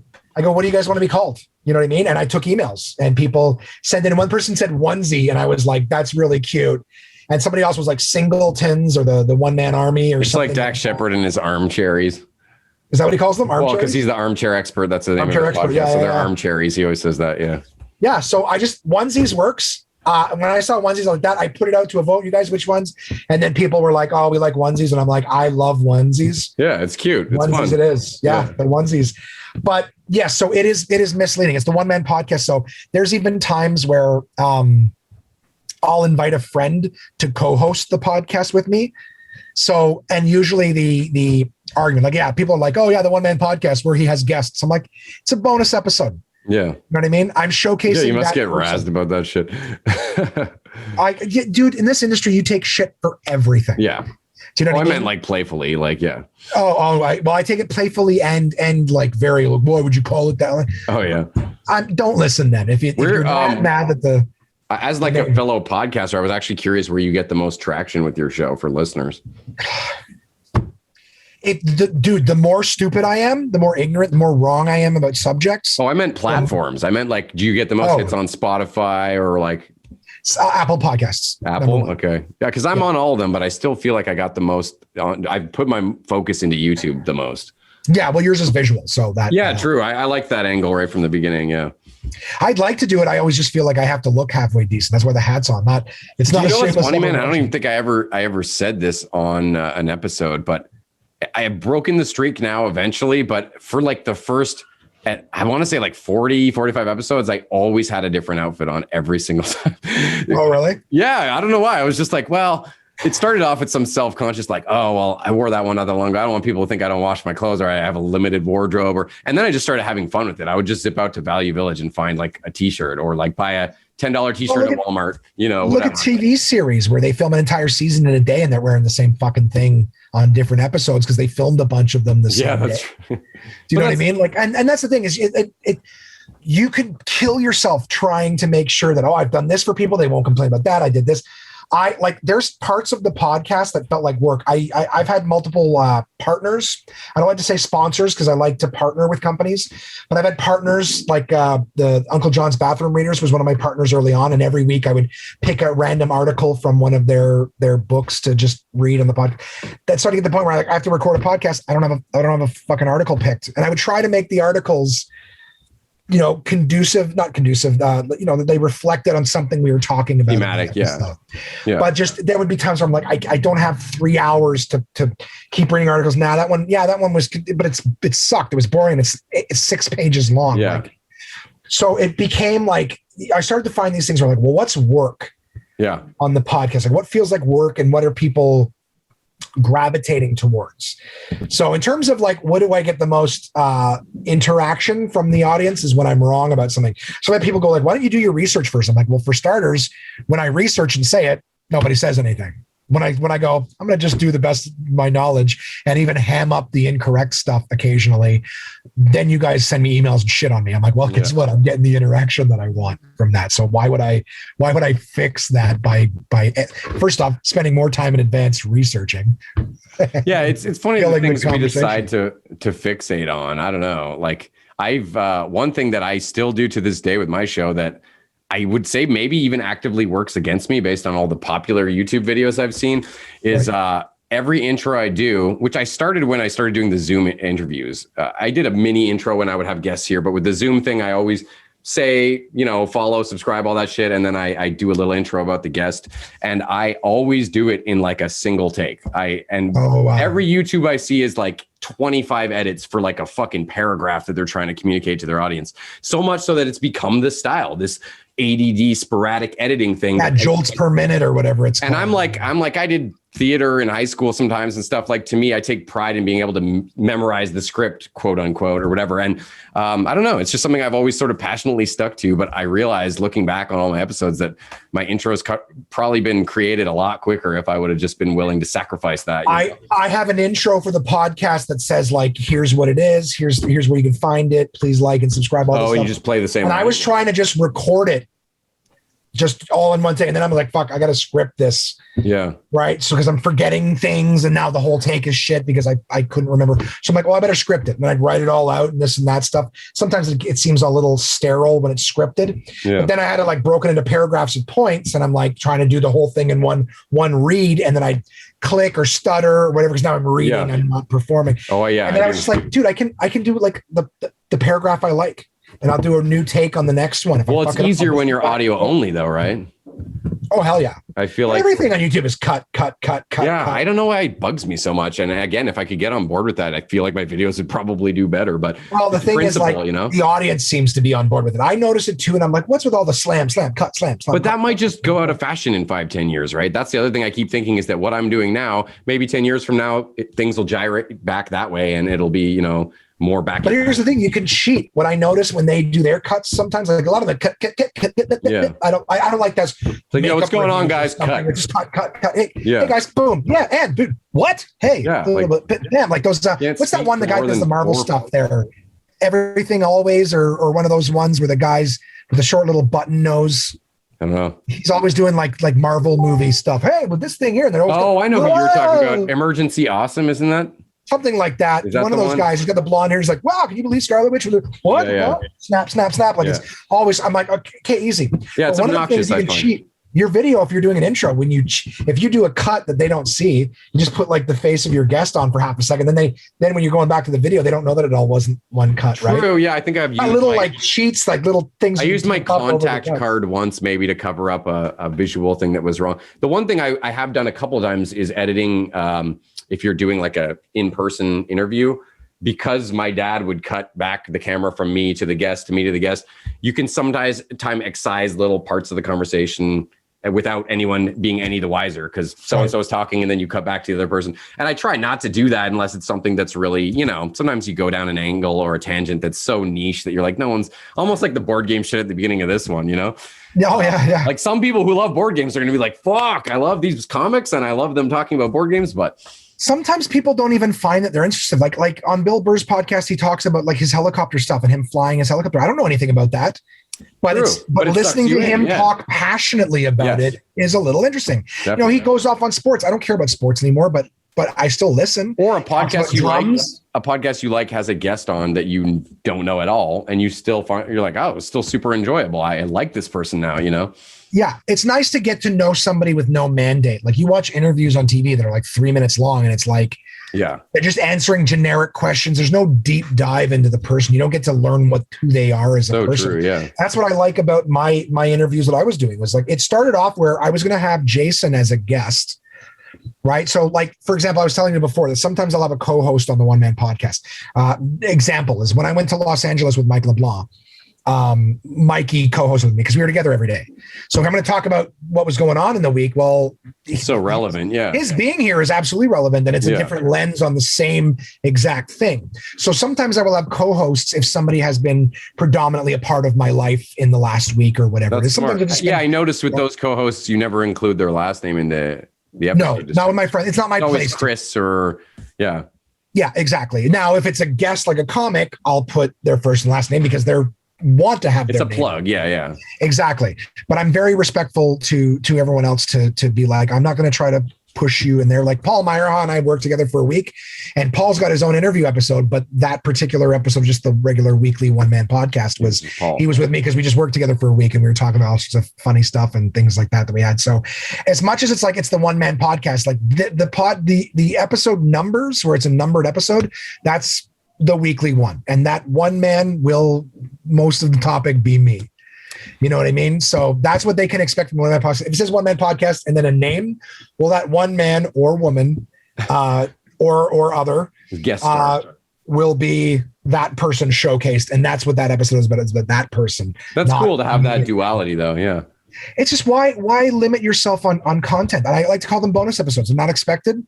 I just recorded a bonus episode this morning that'll be on Friday with JF Gerard. Nice. And and it was really it was cool. But I like that. I don't know. It's content. It's whatever stupid thoughts come into my head. You try things over the course of the thing to see what sticks. Some segments stick, some don't.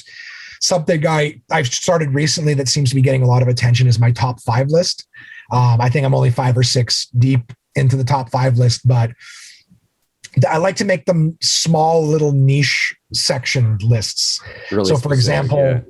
I've got, I think the one of them, even the onesies will submit stuff. One of them submitted a, what is this? What they asked me to say? I go, if you guys want me to do one, he goes, what are your top 5 strip club moments? And I told, I'm not a big strip club guy, but I have had some stories happen. I told my top 5. I did a top 5 list of like the top 5 types of jump scares in horror movies. Yeah, those are super not specific. top 5 jump scares, but top 5 like types of jump scares. Just because Wow. I watch a lot of horror movies, and I was like, in my opinion, right? So it would be like that whole like.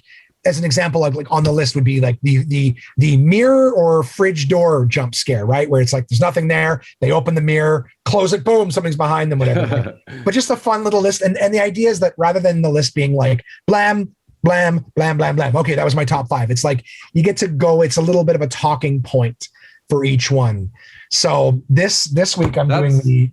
Oh, sorry to cut you off. Please, I was just going to say that's an awesome premise, and I'm definitely going to be checking out some more of your show because I wanted to say, well, first of all, I don't know if we're going to get cut off because every time I set a time limit for an interview like this. I don't know how Zoom operates, if it's just going to cut us off abruptly or not. And I set it for 2 hours and 45. So this is by far the longest episode. I'm so sorry. No, not even. That's awesome. Fun, I was going to say, I don't think I'll edit much of this out. The previous record holder for my show was like 2 hours and 21 minutes, I think. And we're well past that. So you're the new record holder. But I always have one question I ask at the end, which is, for this season at least, which is, if you could have dinner with any person dead or alive that you've never met before, who would it be and why? That I've never met? Yeah, because I don't want everyone saying their grandma or somebody else that they want to revisit, but someone you've never actually interacted with. They can be someone who is no longer alive. But and remember that you might only have 3 minutes before we get cut off. I don't know. Fair.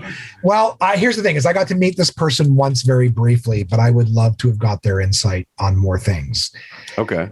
Does that am I sure, cheating? Yeah, like we've had a couple exceptions here and there. It's fine. Yeah, like, well, I met George Carlin before I saw him at the National Center, long enough to get an autograph and a picture and maybe a 2-minute conversation, but I was not a comedian at the time, nor had I entertained the idea of ever becoming a comedian at the time. So he was somebody who I found to be particularly empathetic, caring, very intelligent, very analytical, curious. Language, he was so big on language and wording, which is something that our society is really struggling with right now. It's the words. Who gives a shit what you mean with those words? Just what word did you say? Oh, he'd be having a field day if he was alive in 2021. I just love to know. I'd love to know how he navigated the business, because he was one of those guys that didn't sit around and drink all night with the comics. Like he did his job, he went home. He always treated every other comic with respect and dignity. He never made someone feel like, hey, I'm up here and you're down there. He was what I heard people refer to as a good king. You know what I mean? Like he was a good dude. He was good to me when I met him. It was an exception that they made to let me meet him. He was not doing a meet and greet. That's so cool. Went to ask him and he said yes and brought me back and was so kind. This was in between 2 shows, probably a year or 2 before he died. Wow. In between 2 shows, a sold out theater. And as a comic now, I know how valuable that downtime is between shows.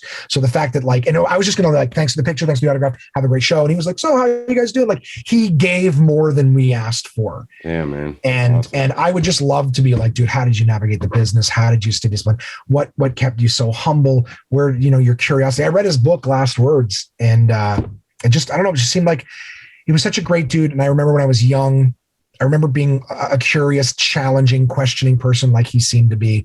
And I remember him being the first person when I saw his stand up and him asking like tough questions about life, religion, politics, authorities, like things like that.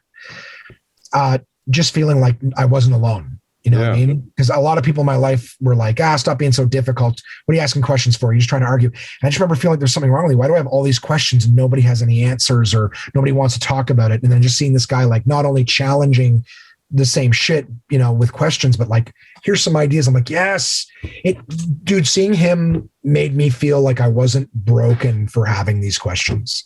That's a great answer, dude. And like, even if you hadn't met him, that still would have been an awesome choice for someone to have dinner with, but that's backstory makes it extra special. That's so cool. Yeah. I just would love to have said to him, like, how did you how did you get through having all these questions and whatever? I don't know. Such a smart man, such a good person.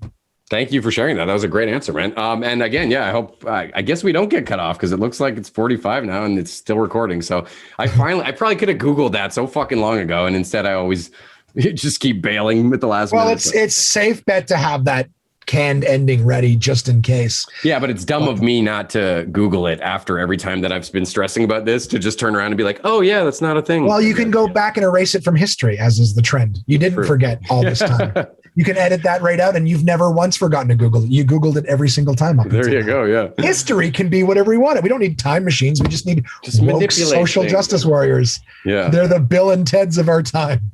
Shit, man.